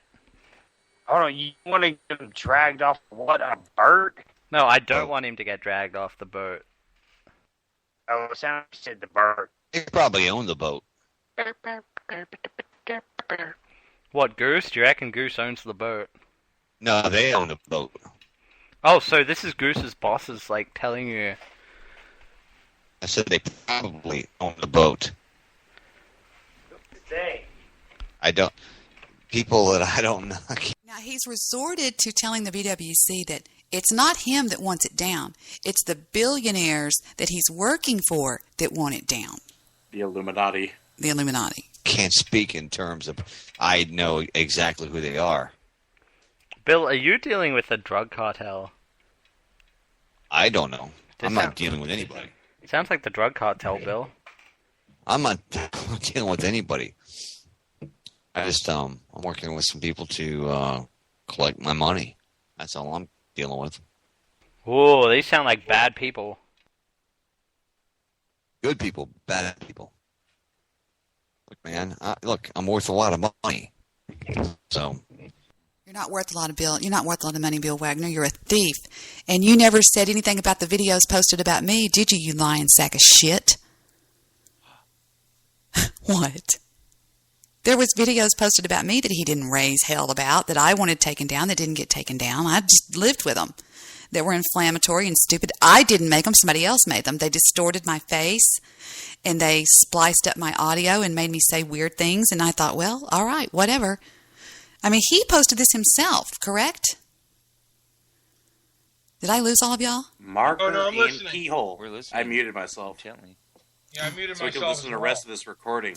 You fuck with someone that, these guys want to make billions of dollars with, dude. You think they want a doopy ass thing like that around? One guy I'm working with is a fucking multi-billionaire, and you'd know him in 10 seconds if I told you his name, but I'm not going to because I'm not stupid. He's the creator of Beanie Baby. I don't really care about money that much, Bill, but I gotta say... Well, they do. I gotta say, Bill, this sounds pretty menacing. I'm worried for Goose now. Well, I would be too. Just take the shit down. Stop being a stupid fucking 10-year-old. Would these people go as far to sink the boat with everyone on it? Do you reckon? Like, are they ruthless? No. They fucking probably own the boat, dude. Unreal. Probably own it. Is that John Brand? No, it's Derek Smith. He was on my show the other night when you were with me. Remember Derek Smith? We interviewed him the other night. Do you remember? You were with me, Mr. Midnight Movie, when we interviewed him. You stayed real quiet, but you were there. Derek Smith. Remember you asked him questions? The Australian. Yes, that's Derek. He has a wicked accent. John told me... It's kind of weird, though. It's like anybody who says, oh, I'm working with a billionaire, but I'm not going to tell you who he is because I'm not that stupid, but... it's like, how many fucking that's just kind of billionaires weird. I mean, it's like... That's some serious well, first of all, you psychological... know he's lying his ass off. I'm going to make billions of dollars.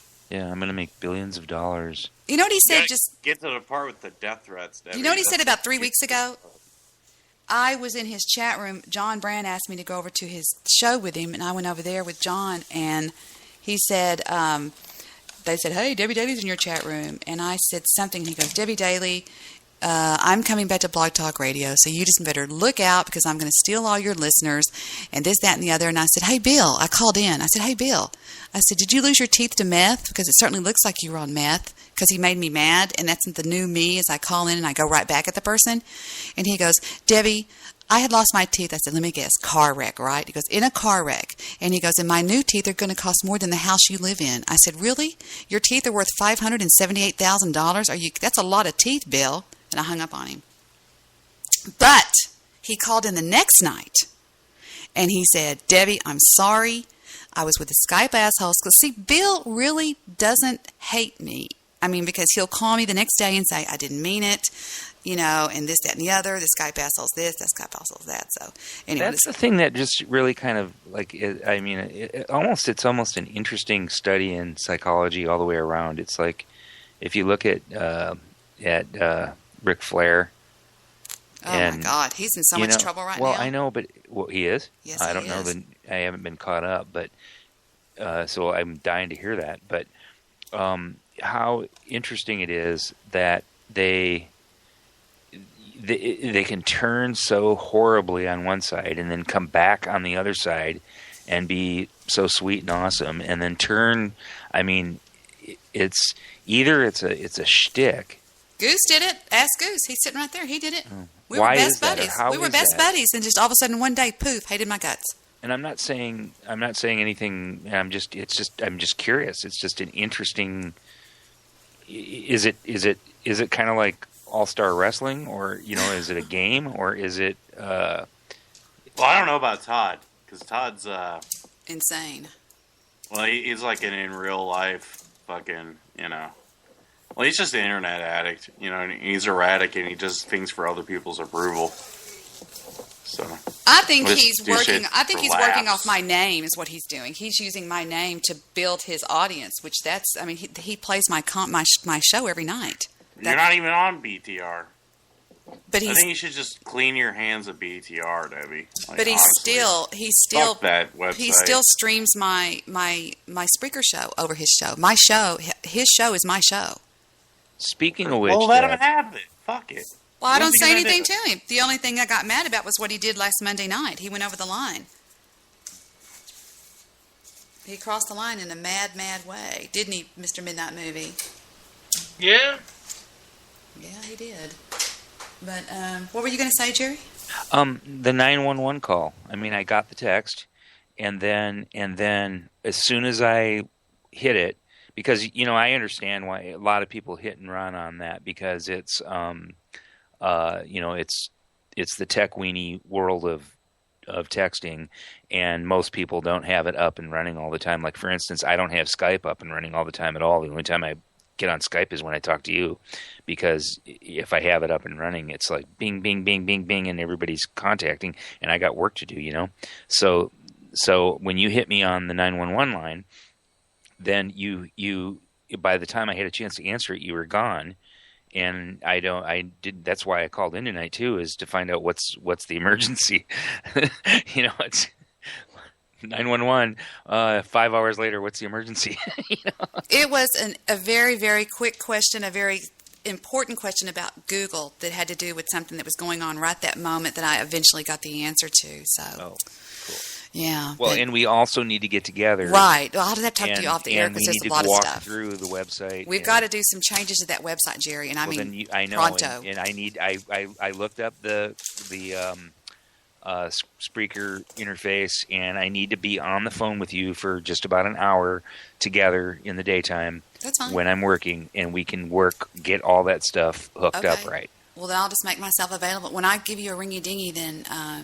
And I do. I don't know if you know this, but I do have a phone.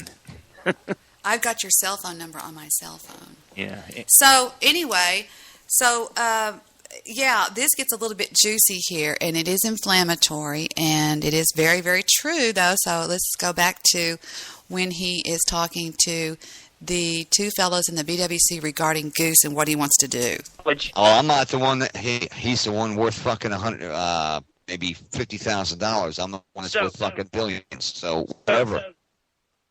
You uploaded a video, and all of a sudden it's Goose's fault. Yeah, it's Goose's fault because he's a troll.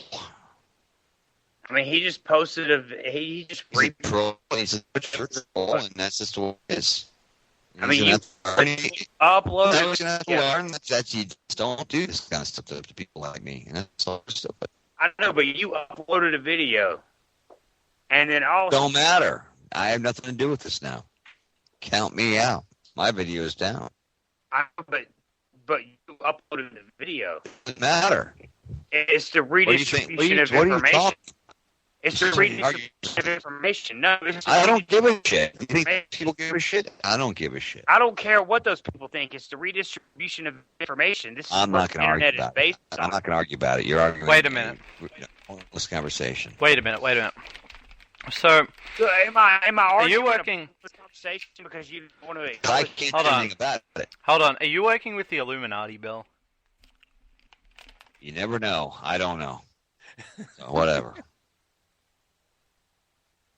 Well, you're working with the lizard people, maybe? It could be the lizard people. I don't know about no lizard people. Why did Goose cross the road?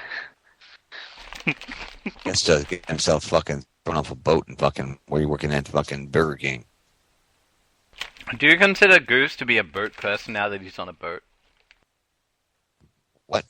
Look, it wasn't like Goose hacked into your iPod to get that video you posted. Oh, he copied it. It's only try explain it to them, okay? But you posted it yourself. Well, why don't you explain it to them? You can do your give me their voiceover phone yourself. number. I'll be more than happy to explain it to them. No. No, please give me their contact information. I'll call them up right now. No. No? No. Why not? Because I'm telling you, these are people that. I don't care who they are. Wait a minute. If they can... all they are is ticks on my nutsack, Bill. Give me the fucking... I just figured out who Bill's working with. I just figured out who Bill's working with. Just figure out. So these people are unstoppable and have a lot of money and can take down YouTube videos. It must be Viacom. That's not funny. Yeah, I tried to print something out. Let's see if it works. If you knew what Viacom did to YouTube, you'd kind of get it. No, because this is serious business we're talking about here, Derek. It's Goose. Yeah, it's true. I want Shouldn't Goose be making jokes. I don't want Goose getting killed. I was wrong to do that. No, I want Goose to swim with the fishes, but he's a prick. I hate him. He thinks he's untouchable, and he's wrong. Yeah, man. He thinks he's the tough shit. He thinks he's the boss of the internet. You gotta teach him who's the final boss, Bill. Amen. And I have no control over it. So if I did, I wouldn't care. I told you I don't care. It's not. It's out of my hands. Bill, would a drone strike that boat? I don't know. You think these people tell me that kind of stuff?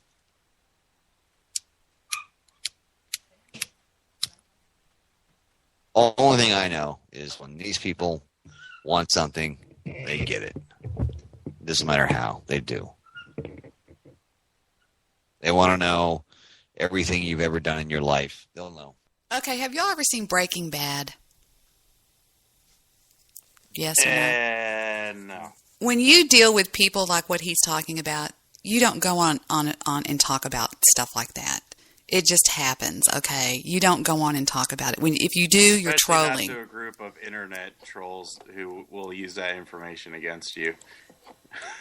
And the thing about it is that when you're going to really have something like that done, you don't talk about it. If you talk about it, you're trolling. It's kind of like your Miranda rights. Anything you say can and will be used against you in the court of lulz. In the court of lulz. We're talking with Wild Goose, who is, in my opinion, I would have to say, the top of the heap when it comes to internet trolls. He's not evil, but he is a wasky wabbit. And he is in the... do you want to say the organization that you are a part of? I'm not aware of part of any organization. Play more porn. Nor if I were to be aware of any. Play more. I would be at liberty to discuss name at this time. Let that bean footage roll. The people I'm working with, okay, that we're trying to make billions of dollars with. Do you really think they want me talking about this on your show? I don't think so. Play more porn. Play more porn. They don't want to shit about me. I work with Bill Wagner, and he makes billions of dollars. I wouldn't expose anybody. I work with a guy. They know you like works the with a Braves, guy bro. who works with a guy. And who Freddie is Freeman, a and he's like his cock. multi-billionaire Oh, who Bill's knows a guy. Yeah, right. Bill Wagner exposed me in the worst way. I can play you audio after audio. BWC for life. Can you play some audio? Of Bill Wagner? Are you joking? I mean, of him talking shit about me? Are you kidding? I can play this. I can play that. Well, play it, please. Of course I could. I want to hear it though. Him talking trash about me, like in a bad way. Debbie Daly is a criminal, and he gives out my real. One time he took a fake phone call from my son that he knew wasn't my son. He goes, "Stephen, now your mother." Oh yeah, I remember that. Oh, he's horrible. He's treated me horrible. Do you have that? I want to hear that. I have everything. Are you kidding me? I have everything. I have every audio that's ever been done, I think, on Blog Talk Radio by the people that hated me. It's in this computer. I'd have to turn this computer over here on. Do it. But he's horrible. I don't feel sorry for him. Screw Bill Wagner. Debbie touched me. Shut up, Goose. That shit was hilarious. You leave Debbie Daly alone. Who said that? I forgot. We had BTAR call in as Steven, and he was claiming that Debbie touched him. Debbie Daly's an awesome person, and you leave her alone. Leave her alone. Leave her alone, goddammit.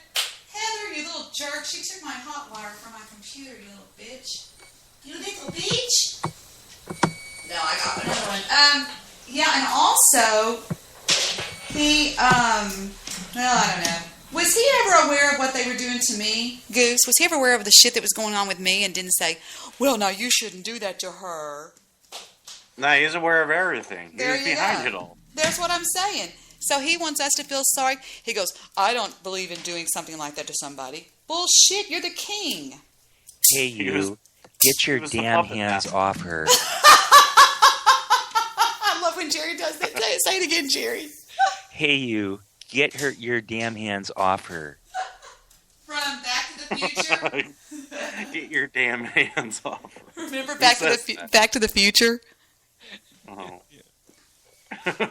Is that what that's from? Hey, you, get your damn hands off. You know, whenever Gotta use that. his father went back in time. He went back in time, and his father was young, and he was going to beat up. He was going to beat up the bully. And he opens the door and he goes, "Hey, you, get your damn hands off!" And he clenches his fist. It's hysterical. Jerry does that good, and Mr. Midnight Movie does a great. Oh no, Yes, you do. Debbie, come Yes, on. you do. They call me Mr. Tibbs. Hold on, I almost got it plugged in. All right. Plug it in. It's Play plugged more in. cords. Shut up. All right, this bitch is now firing up. Turn on. There, it's Turn it firing off. up. Remember that? It's In, turning hardcore, on. Movie hardcore. Yeah, it's on this other system. So, yeah, we've got a lot going on around here, and I told what's his face that did his little Debbie fake expose last Monday. He got shut up. He got bitch slapped and told to shut up. You shut him up. I did shut him up. Well, I mean, come on. I put Shut up him up. 520 episodes I put up with. 520. Okay? On the 521st episode, I told him to shut up. You have 520 shows. All right. Yep. That's the 525th time I've had it with you. Go ahead, say it, Jerry, say it. Get your damn hands off. Shut the fuck up. Hasn't mentioned my name since, and he's got the sweetest little... 525th time. That's my threshold. Don't ever think that I don't have the patience of Job. Y'all can all kiss my ass. All right, I'm Patience drawing of the line Job right is here at 525. 525 times. That's where I draw the line. I'm not lying. Y'all can kiss my ass. 524 was tolerable, but 525, hell. At the 542nd time, I was starting to think, you know what? Now, Jerry, here you go, being a boy with Yeah. these creeps. Jerry. I love Jerry. Oh, this feels good to stand up. I've got to get this. Hold on. I've got to get the big screen TV and hook it up because the Jew fried my fried my screen on it one night. Oh, man, I talked to him a few nights ago, and, man, that guy is brilliant. He's a troll. What? He is. He's very intelligent. He's also very mean. The guy rides around a hover round, all right? He doesn't intimidate me. Bull shizzle. He does not. Yes, he does. The horse shit he does. I've seen him on webcam many, many times. He's not a bad looking dude. He works out every day. A hover round takes me where I want to go. Oh my God, you're where horrible. to take me. Riding my free rascal. I love that commercial for the hover round because the old man, they're singing that song in the background. The old man's driving around his hover round. He's going into the Grand Canyon and he's going towards the edge of the cliff. And then right when he gets to the edge, the commercial ends. Are you joking? Yeah. I hadn't thought about some of those. Takes me where I want to go. Stop it! I'm gonna drop this fucking television. You Shut can get a up! free I'm one. gonna drop this TV. You can get a free one, and wouldn't it be cool to like get a free one and then take it and make like a robotic thing or something out of it? Like I just want to drive around Walmart and run over all the fat assholes. Dude, let me tell you something. Me and Heather did that one night. We both got one of those little cars. Those are bad ass. You can turn a corner on a dime. God, you really are an Amerifat. You rode around one of those? No, me and Heather both had one. They said, "Excuse me, can you tell us why you have this cart?" And I said, "My leg hurts." And Heather started laughing. And they threw Heather out of hers, and I got to keep mine. We were drunk. My hip. My hair hurts. My I need obesity something for my hurts. hair. I am an obesity. Yeah, that's the only reason why they're in those things is they're fat. You only see those big fat people in them. Come on, people. You know what? I deserve Back my to hover day. round. You're Back making in my fun day, of the people. people who are My knees disabled. can't You support know what? my Back in weight. my day, people in wheelchairs were disabled, not fat. Back in You my know, day. in Disneyland, the Gimps aren't going to be able to cut in line anymore like they used to. Really? Why? Because now they have them time coded. Because The there were Gimps? wealthy people were hiring the handicap to cut in line. Really? Yeah. Oh, I got a good one for you guys. Okay, my wife is a bookkeeper for a grocery store, and she's been getting phone calls. They've been getting phone calls from people saying, "Is it true that the USDA?" And it's got. I told her it's got to be a sham. In other words, it's got to be like somebody playing some sort of politics or something, because they're, is it true? And there's no USDA that's out doing federal inspections on the meat and things, and is our meat safe, and all this kind of stuff is going on right now. And I'm like, and people are so ignorant. It's like the FDA doesn't show up at grocery stores and check the meat. Okay, it doesn't work like that, And it's like, and they're like afraid the meat's going to get bad because of the government shutdown. Really? Where are all the meat inspectors? Where? Oh my God! Come beat my meat. And she's like, well, what do I say to him? And and I'm like, well, we have really, really, really, really good controls in everything, and most of it's state run, and it's not going to be a problem. But if you're really worried, get a fucking cow.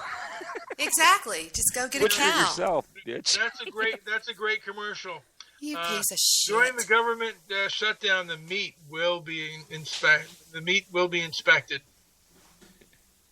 Yeah, let's not even worry about like roving gangs on the street or anything. Let's just worry about, is our meat safe? Well, be a vegetarian then, for God's sake. See if it worries you. Guys, I gotta get to bed. God damn it! I fucked up. I put the wrong electric cord in. It's flashing at me. Oh, that's enlightening. All right, peace. Take care, guys. I'm going to bed. Debbie, take care. See you, man. I'm going to bed. All right. Good to talk to you again. You're a sweetheart. I love you. All right, take care. Bye. Wild Goose, you're funny as always. Jerry, smart. Thank you, sir. And going to bed. Thank you. All right. Yes, sir. Get some sleep. Good night, big guy. You. He's my internet bodyguard. I'm so lucky though, because I'm like hours behind you guys. It's only 10:30 here. Well, I live on Tulsa time, so what time is it in Tulsa right now? I never know how you guys do it, man. There's no way I could be up till... It's called meth, Jerry. Walk it out. Meth. Oh, please. You cracked me up when he said, take your damn hands off her. I'm still trying to plug this freaking television in. Okay, I got it plugged in. It's one of those flat screens. It's Vizio, V-I-Z-I-O. Things I do for love. God damn, why is it flashing at me? What does that mean? It's just the name Vizio is flashing. I don't know what the hell. What's Officer Vic doing tonight? He's working at our house. I hate to say that. Our house the house that Vic built. Oh, the past house. No. This cannot be discussed in the presence of a troll that would pay $10,000 to have me doxxed, which is Bill Wagner, probably, since he's a billionaire. I don't know what to do. It won't turn on because I'm doing the thing wrong. You can be a billionaire and never pay taxes. I know what you're saying. You're saying, Jerry, how can I be a billionaire and never pay taxes? Okay, I'll tell you. First, get $1 million. And then what? Well, then, once you have that, then I'll kind of tell you. Oh, okay. We give half of it to you. Hey, it turned on. I don't believe I did that. Okay, here we go. Now we're into the system. The system. Deborah Montoya's laptop. I have Macintosh. This. Okay. And it's right. You know what I did? I just pretended to move the mouse over and click where I thought iTunes would be, and I nailed it. Because the screen is blank. Yeah, so anyway. Thrilling. I'll just pass some news on to you. What? Did you hear about the Capitol shooting today? I did. What was the details on that? Okay, this woman, this is really weird. A woman driving a black Infiniti with a young child inside tried to ram through the White House barricade and led police on a chase where she took off towards the Capitol, where police shot and killed her. Damn. Tourists watched the shooting unfold on Constitution Avenue outside the Capitol as lawmakers debated the end of the government shutdown. Blah, blah, blah, blah, blah. This says Bill Wagner talking about me. Oh, I'm sorry. I thought you were done. She drove all the way from Connecticut. For what? What was her purpose? To crash purpose? through the gates of the White House with her kid in the car. Did they kill the kid? No, but they killed her. Well, do you blame them? Well, I don't know. I mean, I don't know the whole story or exactly what happened or anything, but it's just really strange, you know? All right. This says Wagner talking about me. Let's see what it is. Yeah, rapport, meaning gaining rapport with your enemies, even though that, or gaining rapport with any idiot out there that is there.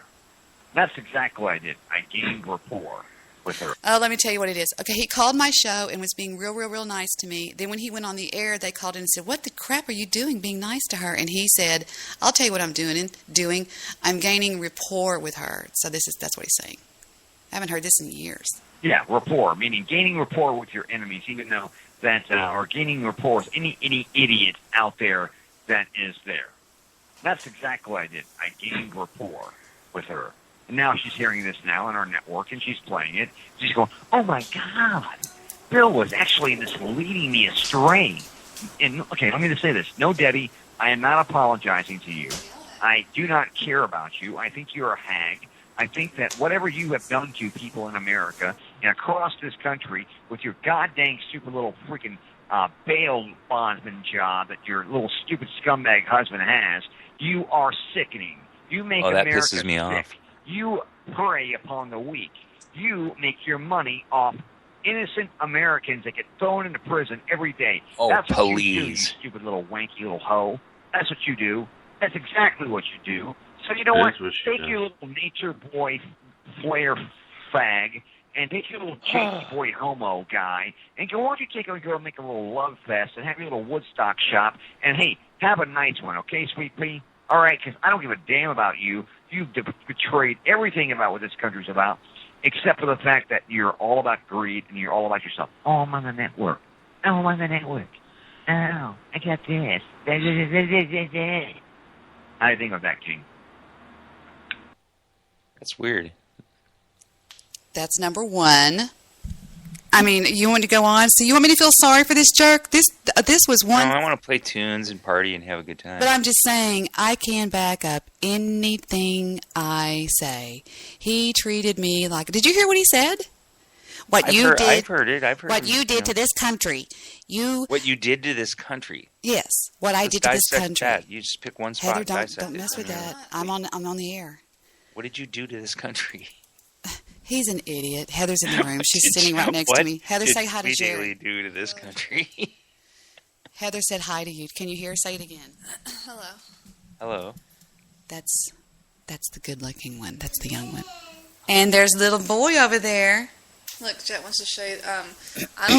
I literally have no idea whose music video, if it's serious or not, no idea. But it's insanely funny. It's going viral apparently, and everyone's doing this song now. So I don't know. It's the funniest thing I've ever seen in my life, though. Okay. Rocket. They said rocket. It's called. Oh, we got a commercial. Thinking about a Ford F-150? Hold on. Chevy No, we're Silverado not. has the best We pickup drive coverage in BMW. America. Thank you. Okay, here we go.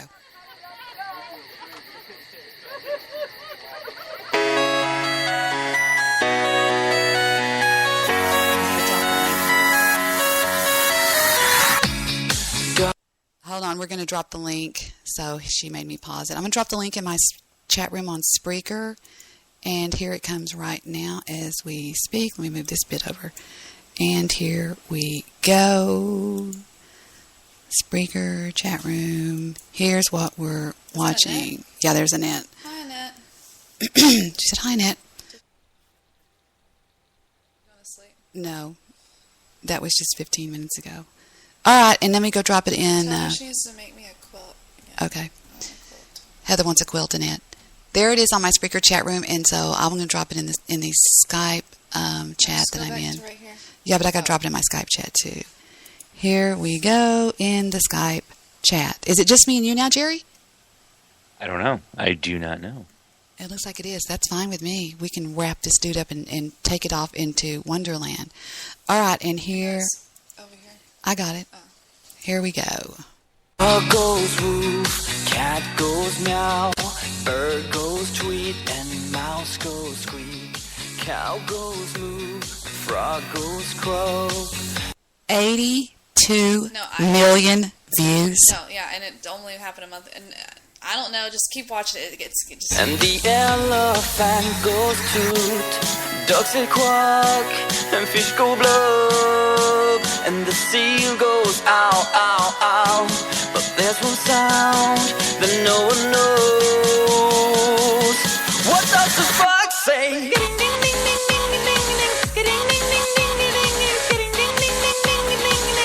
What the fox say?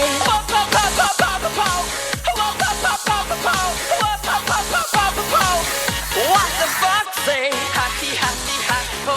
Happy, happy, happy, ho. Happy, happy, happy, ho. What the fuck say?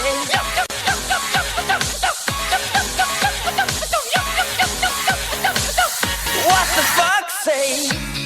Big blue eyes, pointy nose, chasing mice and digging holes. Tiny paws up the hill. Suddenly you're standing still. Your fur is red, so beautiful, like an angel in disguise. But if you meet a friendly host, will you communicate by more? How will you speak to that? What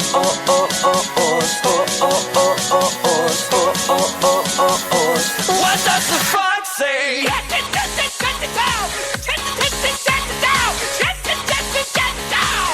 What the fox say?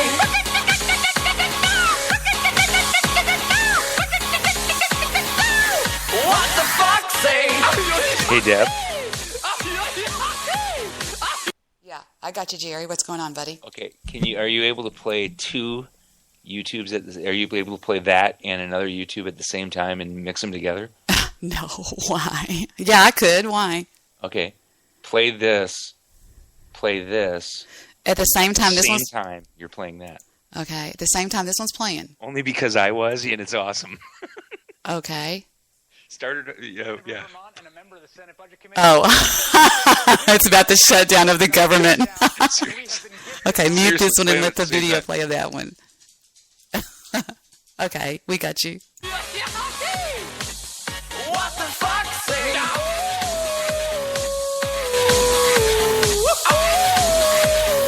What does the fuck say? The secret of the fox. I can't hear the overlay. What did you say, Jerry? Can't hear the overlay at all, only the song. Oh, okay. My bad. Extremists who are trying to do away with the election results of a year ago. They have in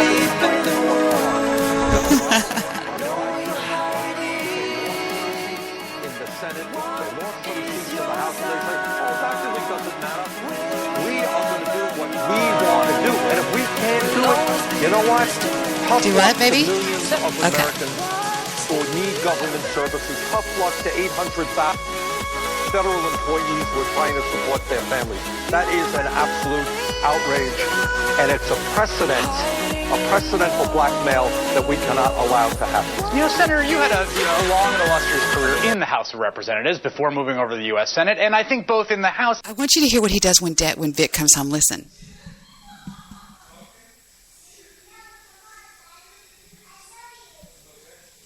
Daddy, you're my best pal, he says. You're my best pal.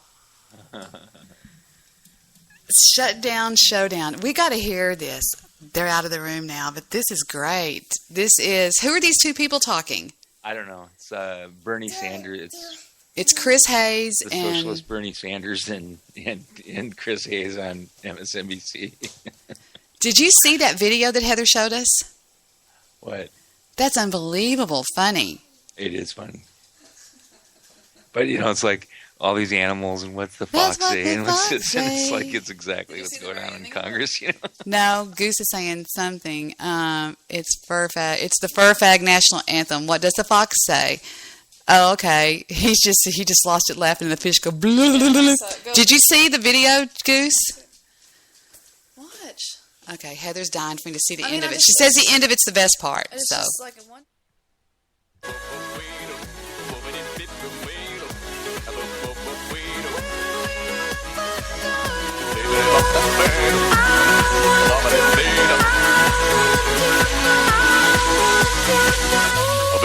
Holy cow, 82 million hits.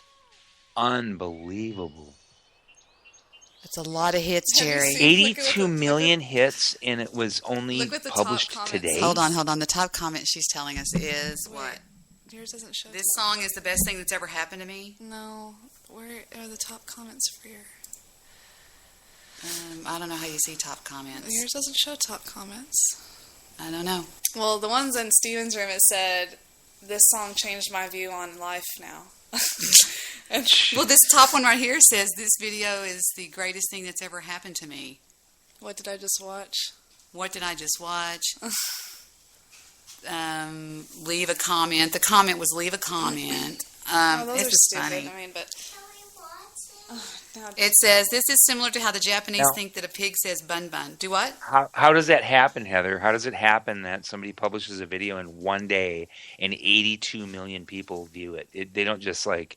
Isn't that more than the population of the United States or something? No, the population of the United States is about 530 million, but 82 million is a lot. It's the let's put it this way. Almost the population of the United YouTube States. Since That would the be dawn everybody. of YouTube, and that's more hits than I've ever seen. Let alone the fact that it says it was published on September 3rd. That's amazing. Heather is our on-the-spot correspondent to everything that's new age, new wave. How does it go viral like that, though? How does that happen?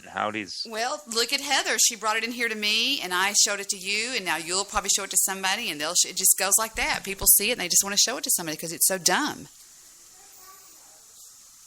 That is funny. That's very amazing, though. That's a huge number. Heather, how does a video go viral? Just a chain, she said. Go ahead, Jerry. What's up, buddy? Come on, Daddy. He calls Vic Daddy because my kids call Vic Daddy. Isn't that the weirdest thing? And we can't break him. We've told him 1,000 times he's not Dad. And he's like, no, he's my daddy. And I guess it's because he's always been around him or something. I think it's cute. It's YLVIS. And the next question I have is, how come I've never heard of... Is YLVIS something I should have heard of? It looks like Elvis. Elvis, yeah. But it's Wildvis. It's spelled like Elvis, but the E is a Y. I think that's interesting, too. The guy looks like... Heather, can you close Mom's door, please? Yeah, sorry. That's okay. We have You've heard of the teddy bears, right? Heard of who, dear? The teddy bears. Oh, where is your IRS and your CIA man? Where is that at? I'd love that. Oh. Is it under CIA man? I'll find it for you. I think I just found it. I just found it. Y'all got to hear the Fucks CIA man. This is one of Jerry's favorite songs. It's ridiculous. Check it out. Kill a general in his bed. Overthrow dictators if they're red. Fucking amen. CIA man. There's a better one, though. There's a much better one. Wait, that wait, was that just like sucks. you know that was like in the 60s. Yeah, this is a really old thing, but that's not the version but that I've there's listened a better to. one though. That's that then it's read. Okay, that I'm trying to find it for you so I can send it to you. Okay, here you go. Okay, it's really funny. I Okay, laugh my this ass off. one's the better one though. This is when that was just like, when they first came up with it. But this one here is after it was done properly in a studio and everything. Right. Okay, I'm waiting for the drop any moment. Oh, it's in the Jerry Defoe one, the private one. All right, here we go with CIA Man.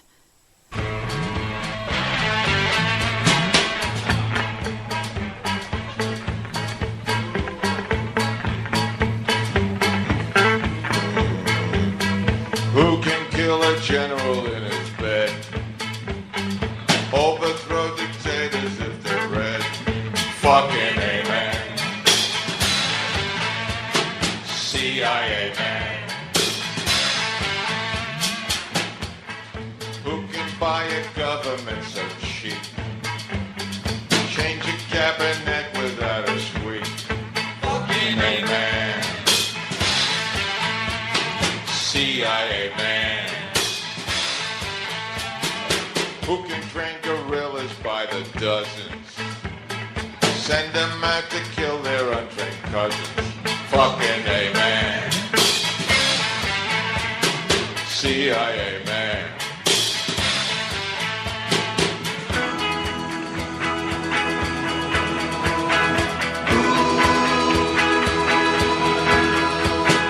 Who can get a budget that's so great? Who will be the 51st state? Who has got the secret of service? The one that makes the other service nervous. Fucking amen. CIA man.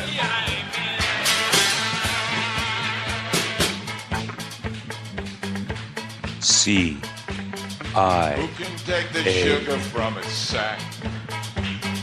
Pour in LSD and put it back. Fucking amen. CIA man. Who can mind the harbors, Nicaragua? Out hit all the hitmen of Chicago. Fucking amen. CIA man. Who can be so overtly covert? Sometimes even covertly overt. Fucking amen. CIA man. Who's the agency well known to God? The one that cupped his staff and cupped his rod. Fucking amen. CIA man. Fucking amen. CIA man. Fucking amen. CIA man. CIA man. CIA man. CIA man. CIA man. CIA man. CIA man. CIA. Hey. While that was playing, I was writing my own. It goes, "Who's the baddest man of of them all? Who can have you killed with just one call? Fucking Wagner."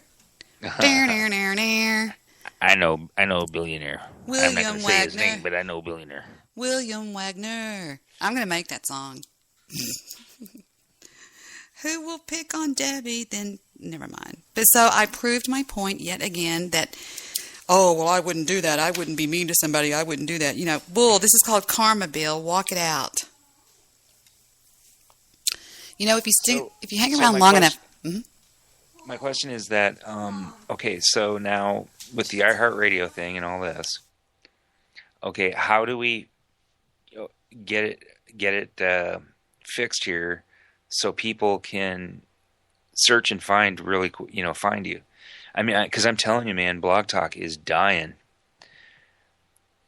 I mean, it's like, because they changed that whole search thing and you can't find anything now.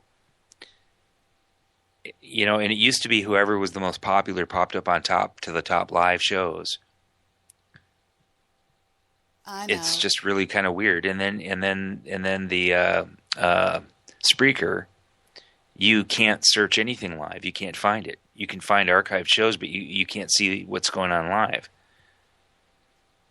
And that's what people want to do. They want to go to the internet. Like, okay, say, my wife goes to bed. I'm ready to get, kind of like break away from the drone. I don't want to work anymore at night, Right. but I want to just do something entertaining. And I jump on the computer and then I go searching and you can't find anything anymore. So now how do we get the Debbie Daily Show found where people can That's fixing to not be a problem. And also, read what I just put in the chat room. It says, this is what I'm telling you that... Oh, I didn't hit enter. Enter. Can you see that? Jerry? Yes, I'm reading it. Okay. While Jerry's reading that, we'll take a quick break and come right back. I took the Evelyn Woodhead sped reading course. I took the Evelyn Sped reading course. My reading has improved wonderfully. And we'll be right back after this word from the Evelyn Woodhead Speed Reading Course. I'm Debbie Daly with you. We will be right back after this message. And now a word from our sponsor, the Evelyn Woodhead Speed Reading Course. Ever since I took this Evelyn Woodhead Speed Reading Course, my reading has improved 100%, and also comprehension has increased wonderfully. I recommend the Evelyn Woodhead Speed Reading Course to all my friends out there, and you tell them that you heard it here first on Roller Derby. There you go, straight off a Roller Derby. And that was straight off of the old Cheech and Chong. No, that's true. That's the actual Evelyn Woodhead Speed Reading Course. Yeah, there's some fabulous Cheech and Chong. You know, I remember when I was a kid having the Cheech and Chong albums, and I mean, it all came out on vinyl albums. And you got the big rolling paper? Phenomenal. No, you know what's funny is that I was like, the best one is the one where they go into the drive-in. Jerry, in the Big Bamboo, you got a gigantic rolling paper to roll the gigantic joint with. You don't remember that? Yes. And that's on sale right now on eBay for I don't know how much. Jeez. Can you imagine? Somebody said that downtown Dallas in that record shop I like to go to actually has a copy of the Big Bamboo with the original rolling paper in it. It was an enormous rolling paper. You smoked this huge joint while you listened to it. Yes, I'm listening. There's the Cheech and Chong with the guy who with the drive-in, you know, where they go to the drive-in theater. Right. Here, I'll try to look it up for you and find it. Oh, I'm already there. I'm all over it. Are you kidding me? I'm Debbie Daly. Are you joking? Okay, Pedro and the Man at the Drive-In, the original. You really like cruising with Pedro? It's not my favorite, but whatever. I mean, I would prefer anything like Dave's Not Here to... Yeah. I love Dave's Not Here. How about Basketball Jones? Got Basketball Jones. I mean, I got it. It's at my fingertips. How about The World Is Coming to an End, I Don't Even Care. That's Earache My Eye. Oh, that's Heather's favorite. Earache? Yeah. Heather knows the Earache opening of it is phenomenal. Heather knows, the world's you know, coming he goes... to an end, and I don't even care. No, he as goes... long as I can have my limo and my orange hair. He goes... The basketball coach done kicked me off the team for wearing high-heeled sneakers and acting like a queen. I only know 3 chords. You know, because he's going 1, 2, 3, 1, 2, 3, 1, 2, 1, 2, 3, 1, 2, 3. Okay, here we go. Here's Basketball Jones. Basketball Jones. This is Cheech Marin. Basketball Jones. Got a basketball being backed up by Eric Clapton. Yes, I'm the victim of a basketball Jones. Ever since I was a little baby. Who's that on the organ? That's In fact, damn I was the baddest dribbler in Anyway. the whole neighborhood. Then one day, my mama bought me a basketball, and I love that basketball. I took that basketball with me everywhere I went. That basketball was like a basketball to me. I even put that basketball underneath my pillow. Maybe that's why I can't sleep at night. I need help, ladies and gentlemen. I need someone to stand beside me. I need someone to set a pick for me and free throw line of life. Jerry. So I can be open man on the give and go and line him up at the popcorn machine. So cheerleaders, help me out. Oh, that sounds so sweet. Sing it out. Come on, Coach Booty and Red Blazer, sing along with us. Everybody. And here we go with Earache My Eye.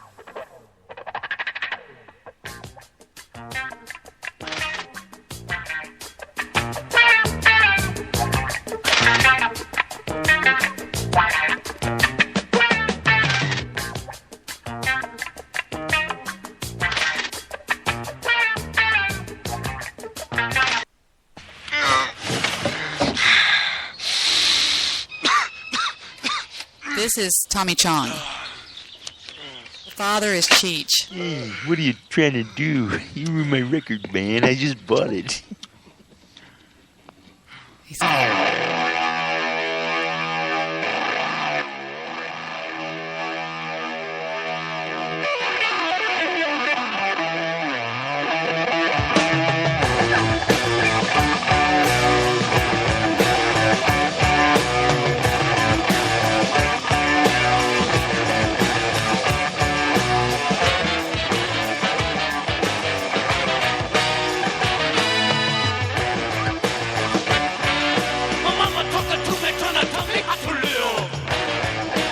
That's Cheech Marin. But I don't listen to her 'cause my head is like a sieve.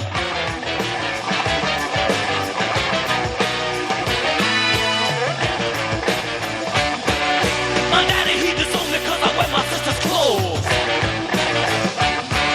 He caught me in the bathroom with a pair of pantyhose.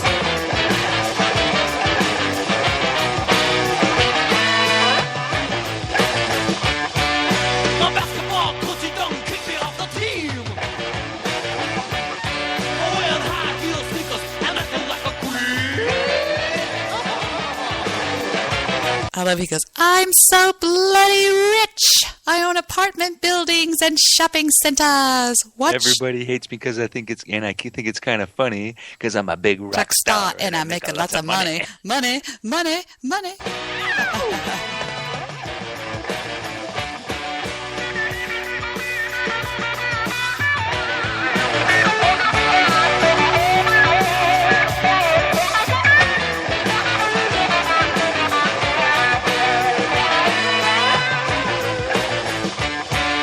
The world's coming to an end. I don't even care. As long as I can have a limo and my orange hair.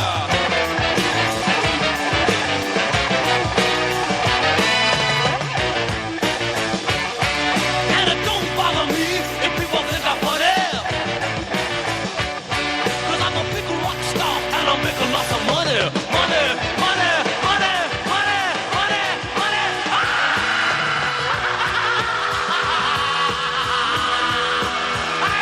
So bloody rich. I own apartment buildings and shopping centers. I own it all report.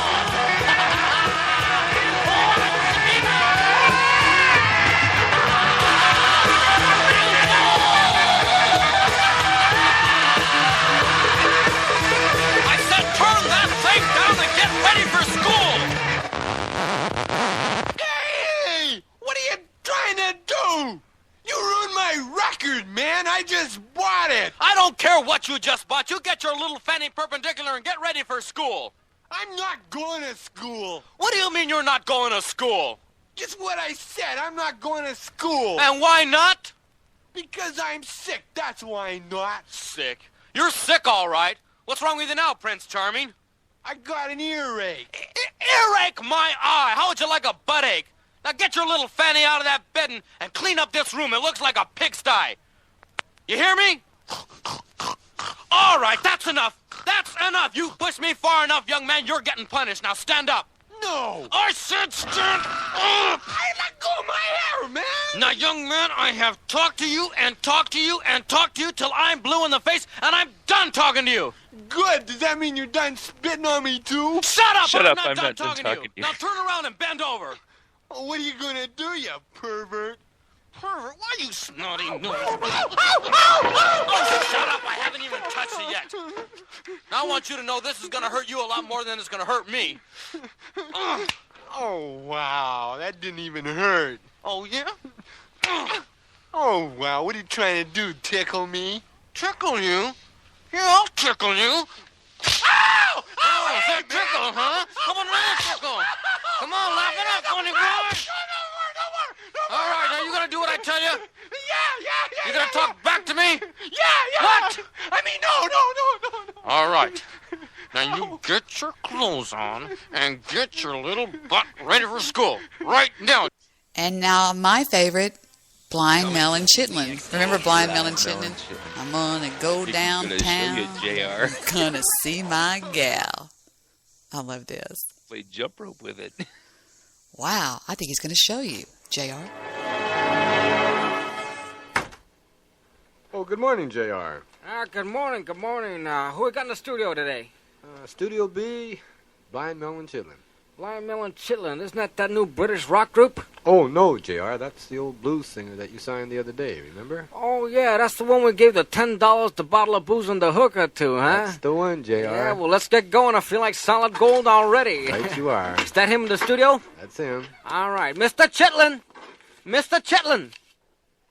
What? He ain't deaf too, is he? No, JR. You have to push the switch forward. Oh, yeah, I know. I just want to see if you knew. Listen, Mr. Chitlin! Mr. Chitlin! Can you hear me? Oh, yeah. All right, baby. Hey, listen, Mr. Chitlin, can I call you by your first name? Yeah. All right. Listen, now, Blind Baby, what we want to go for on this record is not just a blues record, but we want a document. An epic document depicting the struggle of the black people against the white devil slave masters. You got that? Can you understand? What the hell? What's the drummer's name? Johnny? Johnny! Want to give him a push there? Tap him on there, sir. Mr. Chitlin, can you hear me? All right, Blind Baby. Pay a little more attention now, huh? All right. So we want to start from the top, Blind Baby, and really cook, honey. All right, ready? All right, 1, 2, 3, 4, hit it.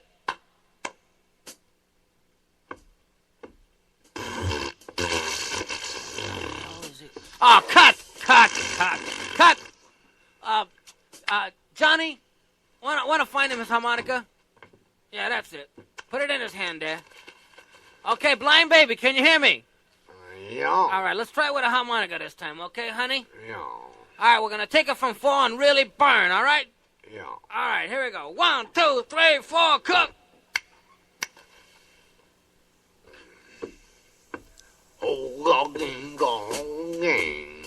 What kind of cockamamie stuff is that? Hold it! Cut! Now listen, Blind Baby, can you hear me? Yeah. All right, listen, what we want is a little more enunciating. The kids today are hung up on the lyrics. They like to listen to the words. I don't know why. But listen, baby, a little more enunciating, okay? We want a little bit more clear. You got that, baby? Yeah. All right, let's take it from the top now. Ready? 1, 2, 3, 4, hit it! Cut. Blind Baby. The thumping's coming through. So, hey, listen, can we get him to take off? You know, this is very similar to More Cowbell. What's that? More Cowbell. The famous Saturday night skit, More Cowbell. Oh, More Cowbell, yeah. With Will Ferrell. Yes, and who was the guy that goes? That was hilarious. This sounds like More Cowbell if you think about it. You know, he's cutting him up and going, Blind Baby, I got to have, you know what I mean? I wonder. Except that the producers were all about the cowbell, and the band exactly. They couldn't even function because exactly. Will Ferrell, I swear to God, he is the funniest man alive right now. Have you seen Campaign? Yes. Did you know that I laugh at a part of that so hard that Victor cannot believe how hard I laugh? I literally can't breathe. Whenever he's watching Nights. I can't live without Baby it. Jesus scene. I can't live without I have it on my computer, the entire thing. I bought it. But there's a scene in Campaign when he is watching those videos that his campaign marketing person has made. And he goes, now this one's really good. And it shows, he's saying that his opponent is part of Al-Qaeda. And he goes, mustaches, Al-Qaeda. And then he goes, I like it. It got a lot of hit, and he goes, and this one's not too good with the women. It's not, actually it's ranked, the numbers are bad. And he goes, how bad? And he goes, well, the worst numbers in the history of numbers. Shoes or something? He already has his shoes off, JR. Look like rubber boots to me. Okay, never mind, Blind Baby. All right, let's take it from the top again. Ready? 1, 2, 3, 4, burn! Go down, go see my girl. Yeah, I guess we can get a dance record out of it. Go downtown, gonna see my girl, yo. Yeah, that old natural rhythm's going right in it.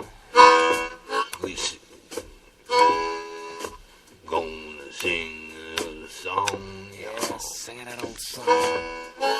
I'm gonna show my ding dong. Yeah, show that old ding dong. Hey, stop! Cut! A blind baby. Listen, I'm not too clear on the lyrics there that you just used, so let's go back, huh? Maybe it's my fault. Listen, I'll read you what I got, okay? Going downtown, gonna see my gal, gonna sing her a song, gonna show her my ding dong. That's right, ding dong. Blind baby. What the hell's this ding dong? I think he's going to show you, JR. All right, let me show you. Oh, my God. My God. Oh, Jesus Christ, will you look at the size of that thing? Hey, we'll never get that on the album cover. We'll probably play jump rope with it, though. We have a request by one of my very best buddies. Now, my new buddies on Spreaker.com, he's with the Wajah group, which is a Jew spelled backwards. Wajah.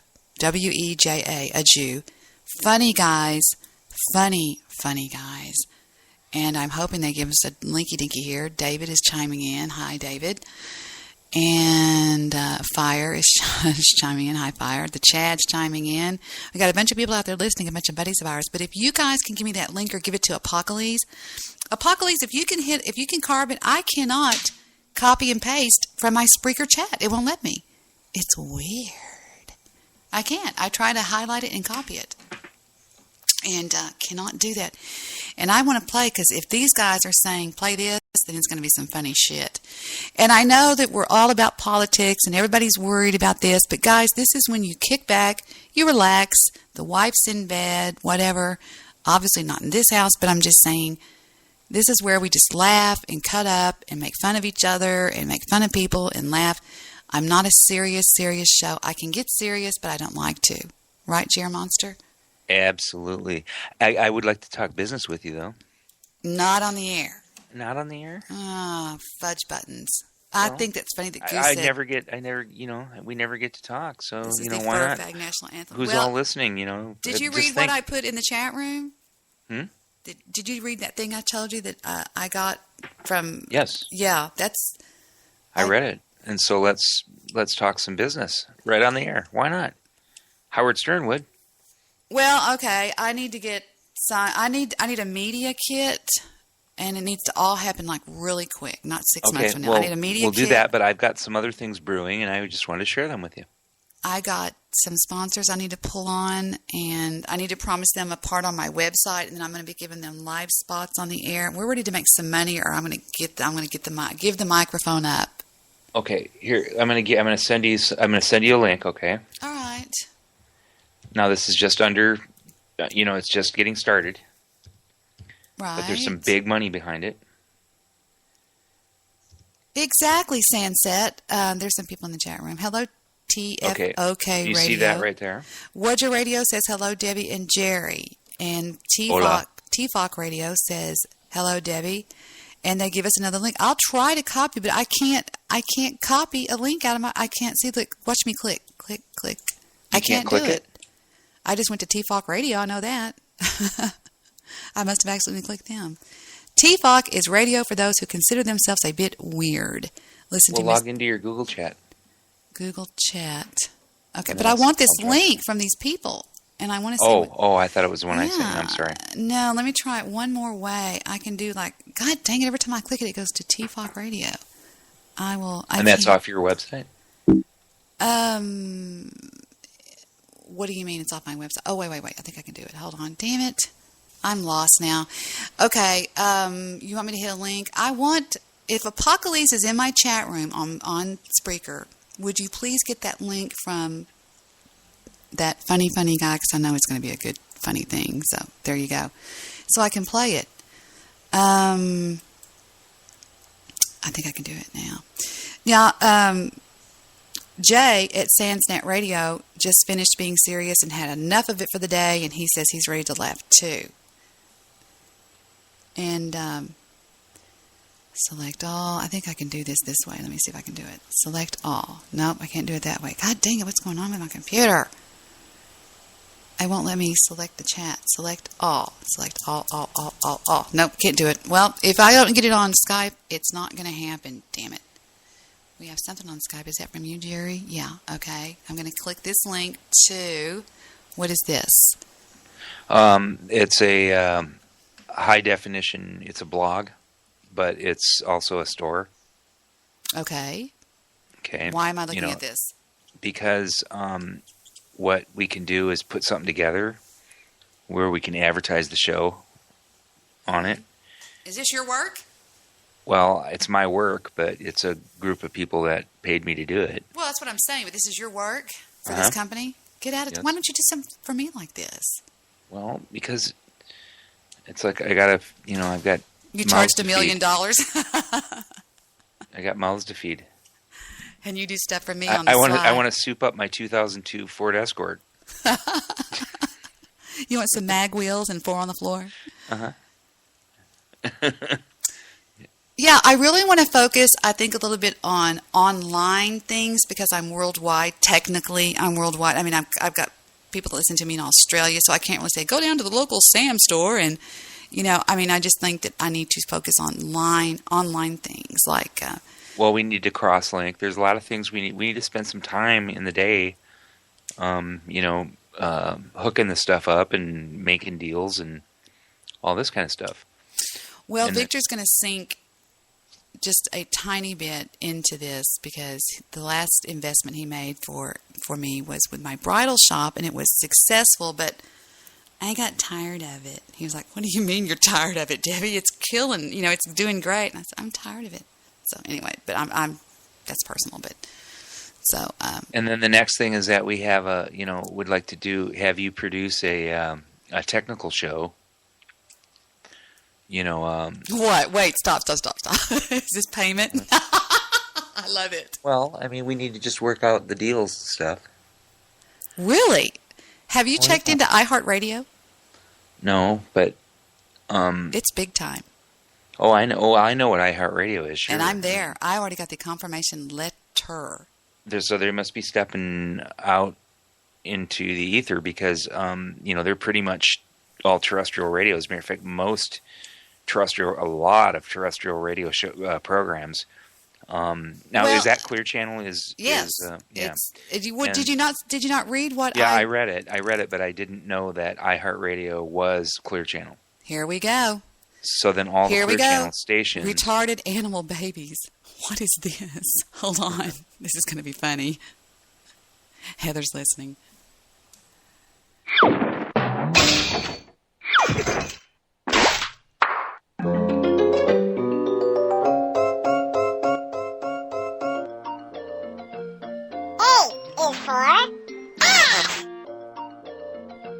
B is for balls.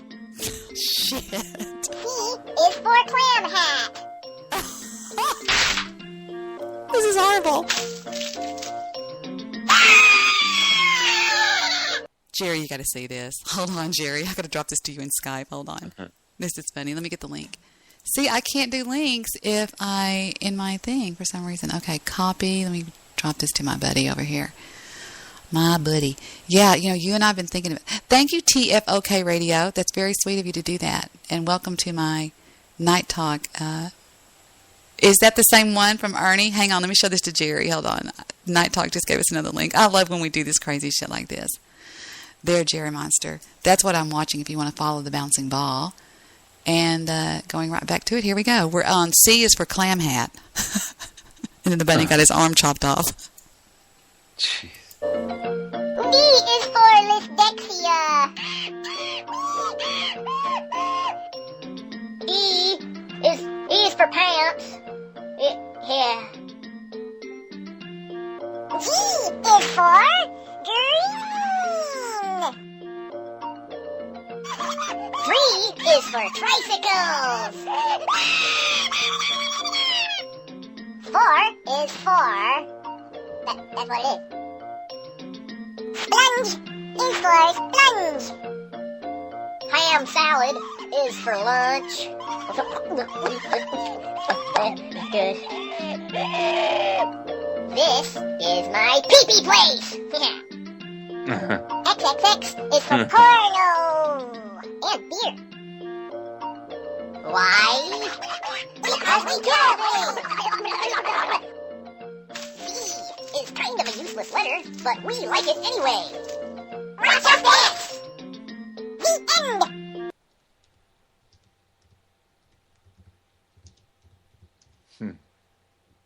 I understand that, but I've got to see what this wild man dropped, Night Talk. Night Talk is insane, but this is actually from Ernie Abbott of Waja Radio, which is, like I said before, it stands for a Jew. This is, oh, we just did this. Some of the Silverado version. Guess what he dropped? He dropped What Does the Fox Say? We've played that. My daughter comes in here, and she doesn't do this often, and she says, Mom, you've got to play this for your people. And it is just hysterical.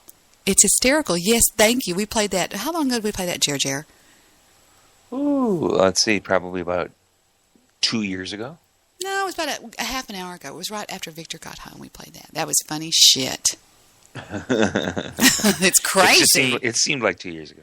It's crazy, though. It's so cute. I have a feeling I'm going to put that on my iPod. I have a funny feeling I'm going to put that on my iPod, Jerita.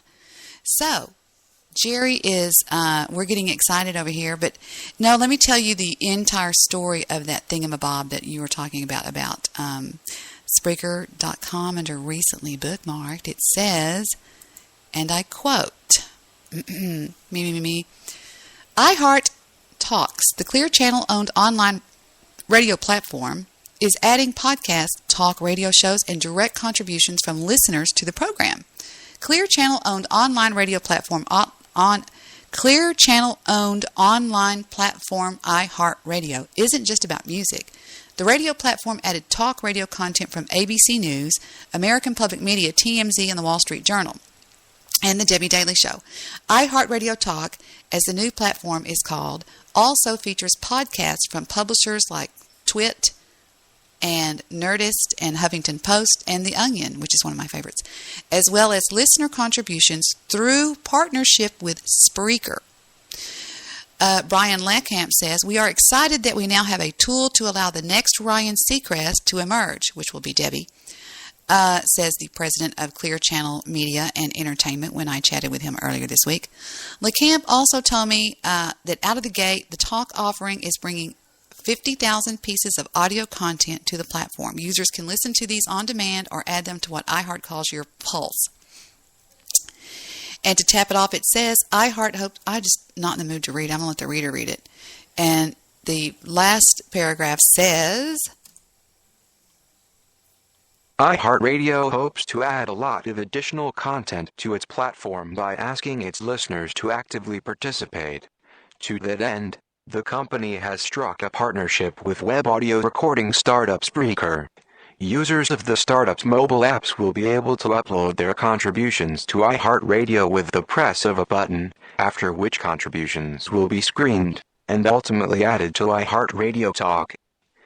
These listener contributions will initially be limited to iHeartRadio's programming, but Leckamp wouldn't rule out that some of this content may eventually find its way onto traditional Clear Channel broadcast stations as well.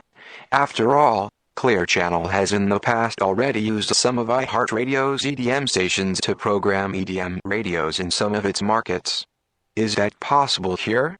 Absolutely, he said with regards to Spreaker contributions. Huh? Wow. This is it. This might be my ticket out of this slum-filled blog talk radio and ugh. Moving on up. Somebody sent me that. The east side. Well, it's my shot, and I'm not on there yet. If I was on there, I would be doing hour-long shows, for one thing. I would be doing strict content, no bullshit. So I'm going to blow out the next couple of weeks or the next whatever doing crazy stuff and having okay, but you got to promise me something. Jerry, your wish is my command. You own me. What? Okay, so like, you know, when I build your website and you get really famous and you do... I'll never tell your wife. I'll never Radio. tell your wife about Cabo. Will you buy me this? Will I buy you this? What is it you want, Pumpkin? I just sent it to you in the Skype. Oh dear, you're such a cad. What am I going to do with you, Jerry? You are my. Hey, it's on sale now, okay? Oh, absolutely, Goose. Abso-freaking-lutely. It's worth every drop. Oh, thank you. We got another drop from. What is it? Hold on. What do you want? Hold on. Let me go see. Then we got some more audio. It's like. That's all. Oh my God! 39,900. What is that? The TV. Samsung 85-inch 4K Ultra High D 120 Hz 3D Smart LED TV. Vic, come look at this. Heather goes, 1 second, please. Oh, we've got one that's refurbished at 35,000. Why are they so expensive? Yeah, refurbished one will be fine. £189. It's a 200 Son of a biscuit eater, this looks cool as shit. 4K Ultra HD with micro dimming, best picture quality available. You know, is this like what they have in the Dallas Cowboy? You know, when you're at the Dallas Cowboy games and they have that enormous TV. Is it that kind of clarity? You would be in the Dallas Cowboy game if you had this in your living room. Wow, fun stuff. I'm not going to let Victor see this or he'll save everything he's got. I'm going to give me one of this. Whether it's your voice or a simple hand gesture, the new Ultra Slim Samsung Smart TV S9 controlling your TV is easier than ever before. Gee willikers, boys and girls. You know, it better give you a blowjob for $39,000. It ought to dance. Are you kidding me? That thing is unbelievable. This is a girl show, Jerry. Keep it kind of tame. Tame it down just a little bit. Okay. T-Falk Radio has some funny commercials that we're going to look at for a second. That thing's amazing. I mean, it's like T-Falk Radio. Well, it's like the new HD is now Ultra HD, and it's 4 times the resolution of HD. Wait, and this Jerry, thing is like Jerry, so this thin. looks good. This looks good. Hold on. Let's see the anti-date rape drug. It's called Blexicol. This is weak, I bet.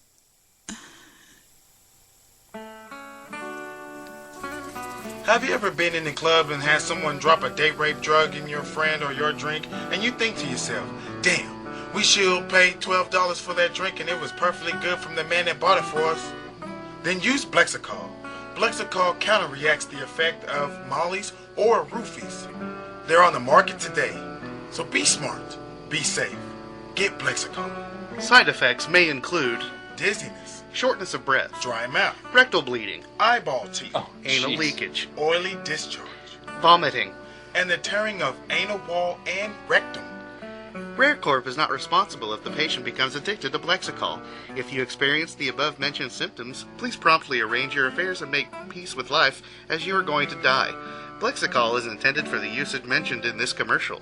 The use of Blexicol is strictly prohibited in the United States, Mexico, Uganda, Bolivia, United Kingdom, Russia, Canada, France, Scotland, Ireland, Belgium, Germany, China, Japan, Korea, Vietnam, Spain, Morocco, South Africa, unbelievable, Egypt, Slovenia, India, Colombia, Argentina, and Italy.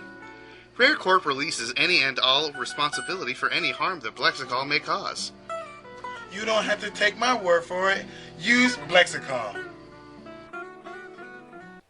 I used Blexicol one night and I just bounced right back. I suddenly woke up in the middle of an orgy with 4 of the Dallas Cowboys middle linebackers and I thought, unreal. Oh, wow. I'm sorry. Yeah. That's pretty funny. That's good stuff.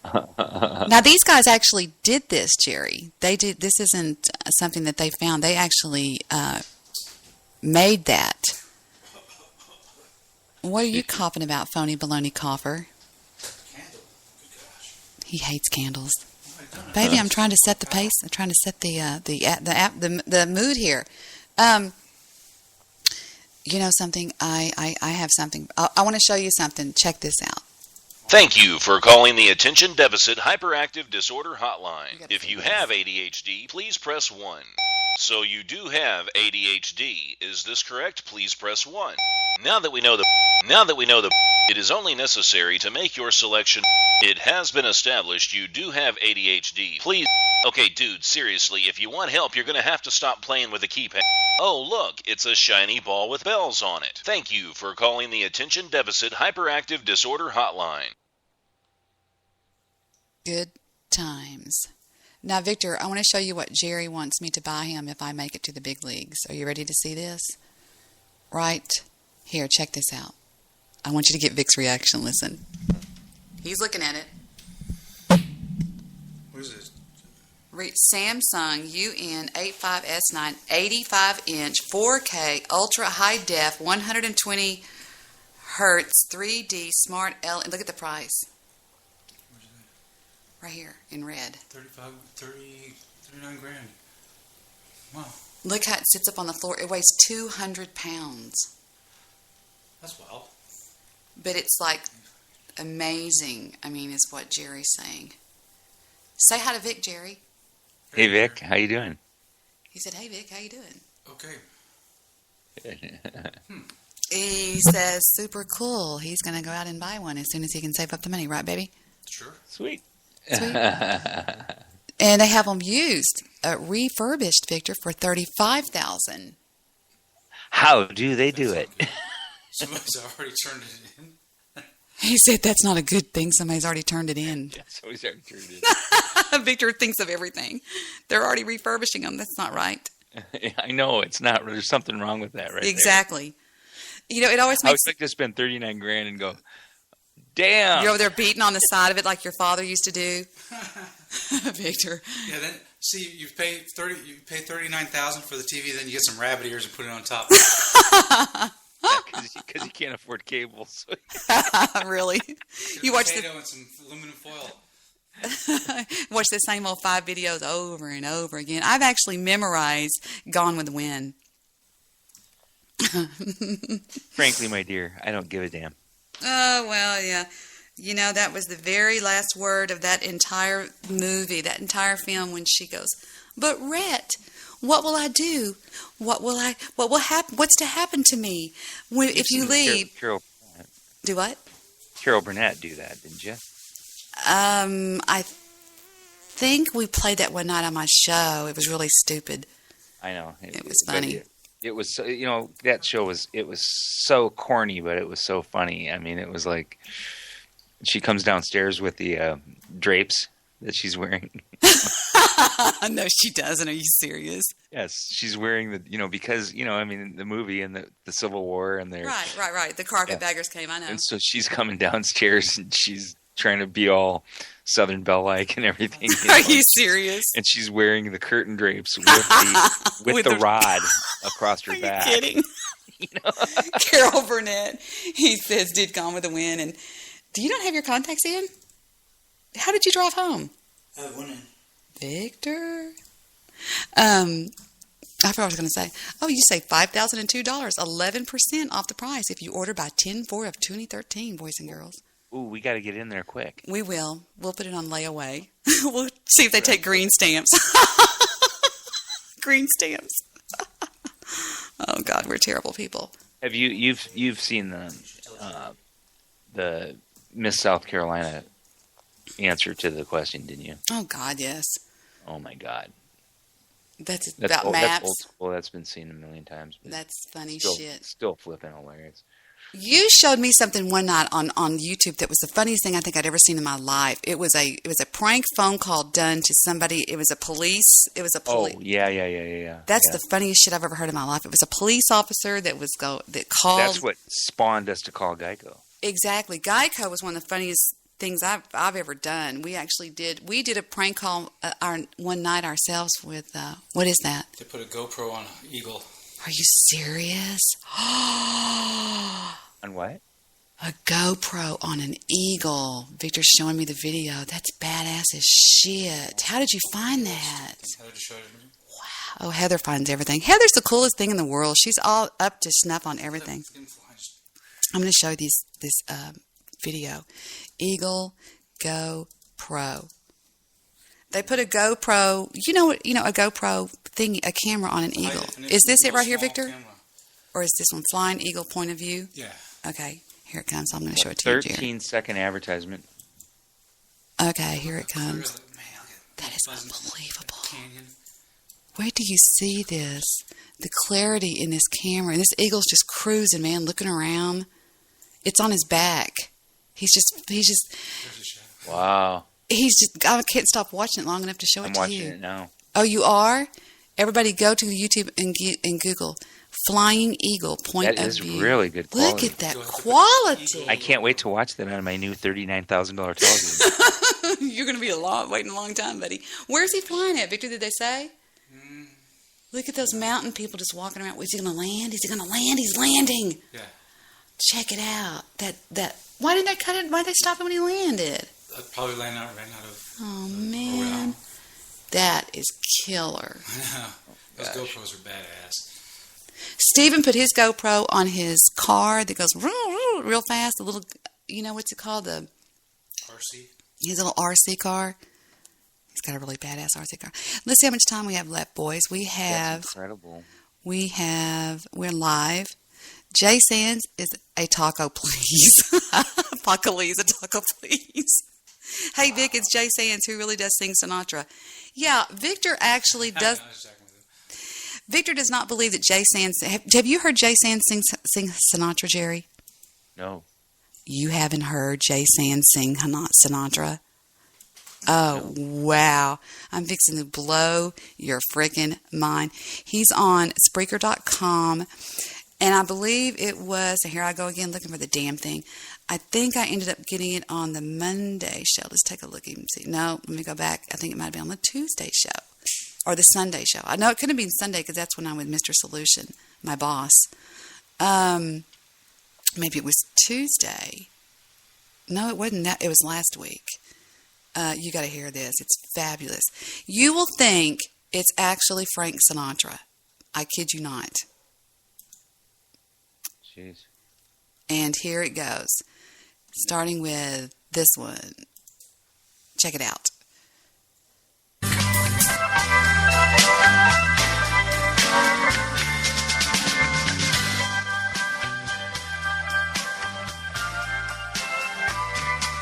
That's life. That's what all the people say. You're riding high in April, shot down in May. But I know I'm gonna change that tune. When I'm back on top in June. I said that's life. And as funny as it may seem, some people get their kicks. Okay, I know we're running short on time, but listen. Later on in the program, I forced him to do this one, to play it, because this was sung at my father's funeral. And listen to him nail this. Listen. Yours truly.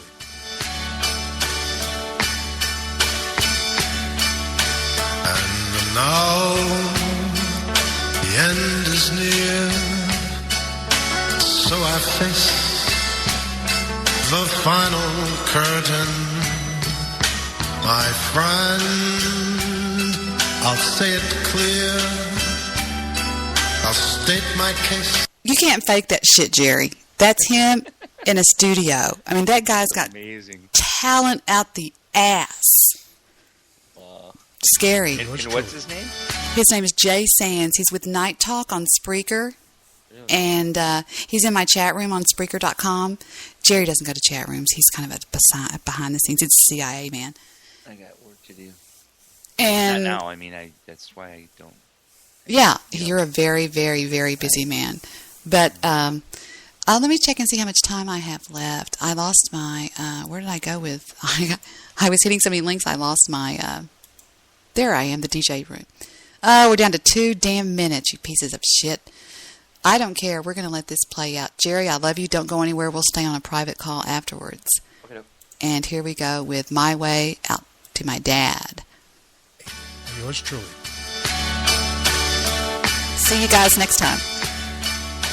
And now the end is near, so I face the final curtain.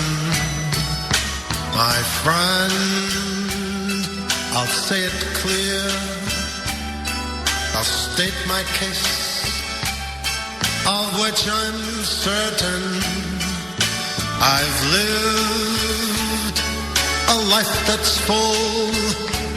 I've traveled each and every highway and more, much more than this.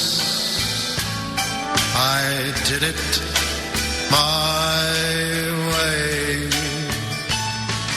Regrets, I've had a few, but then again, too few to mention. I did what I had to do and saw it through without exemption. I've planned each charted course, each careful step along the byways and more, much more than this. I did it my way. Hope that helped. There were times, I'm sure you knew. He did that to shut Vic up because Vic said, "That's not him, that's Frank Sinatra." He started singing.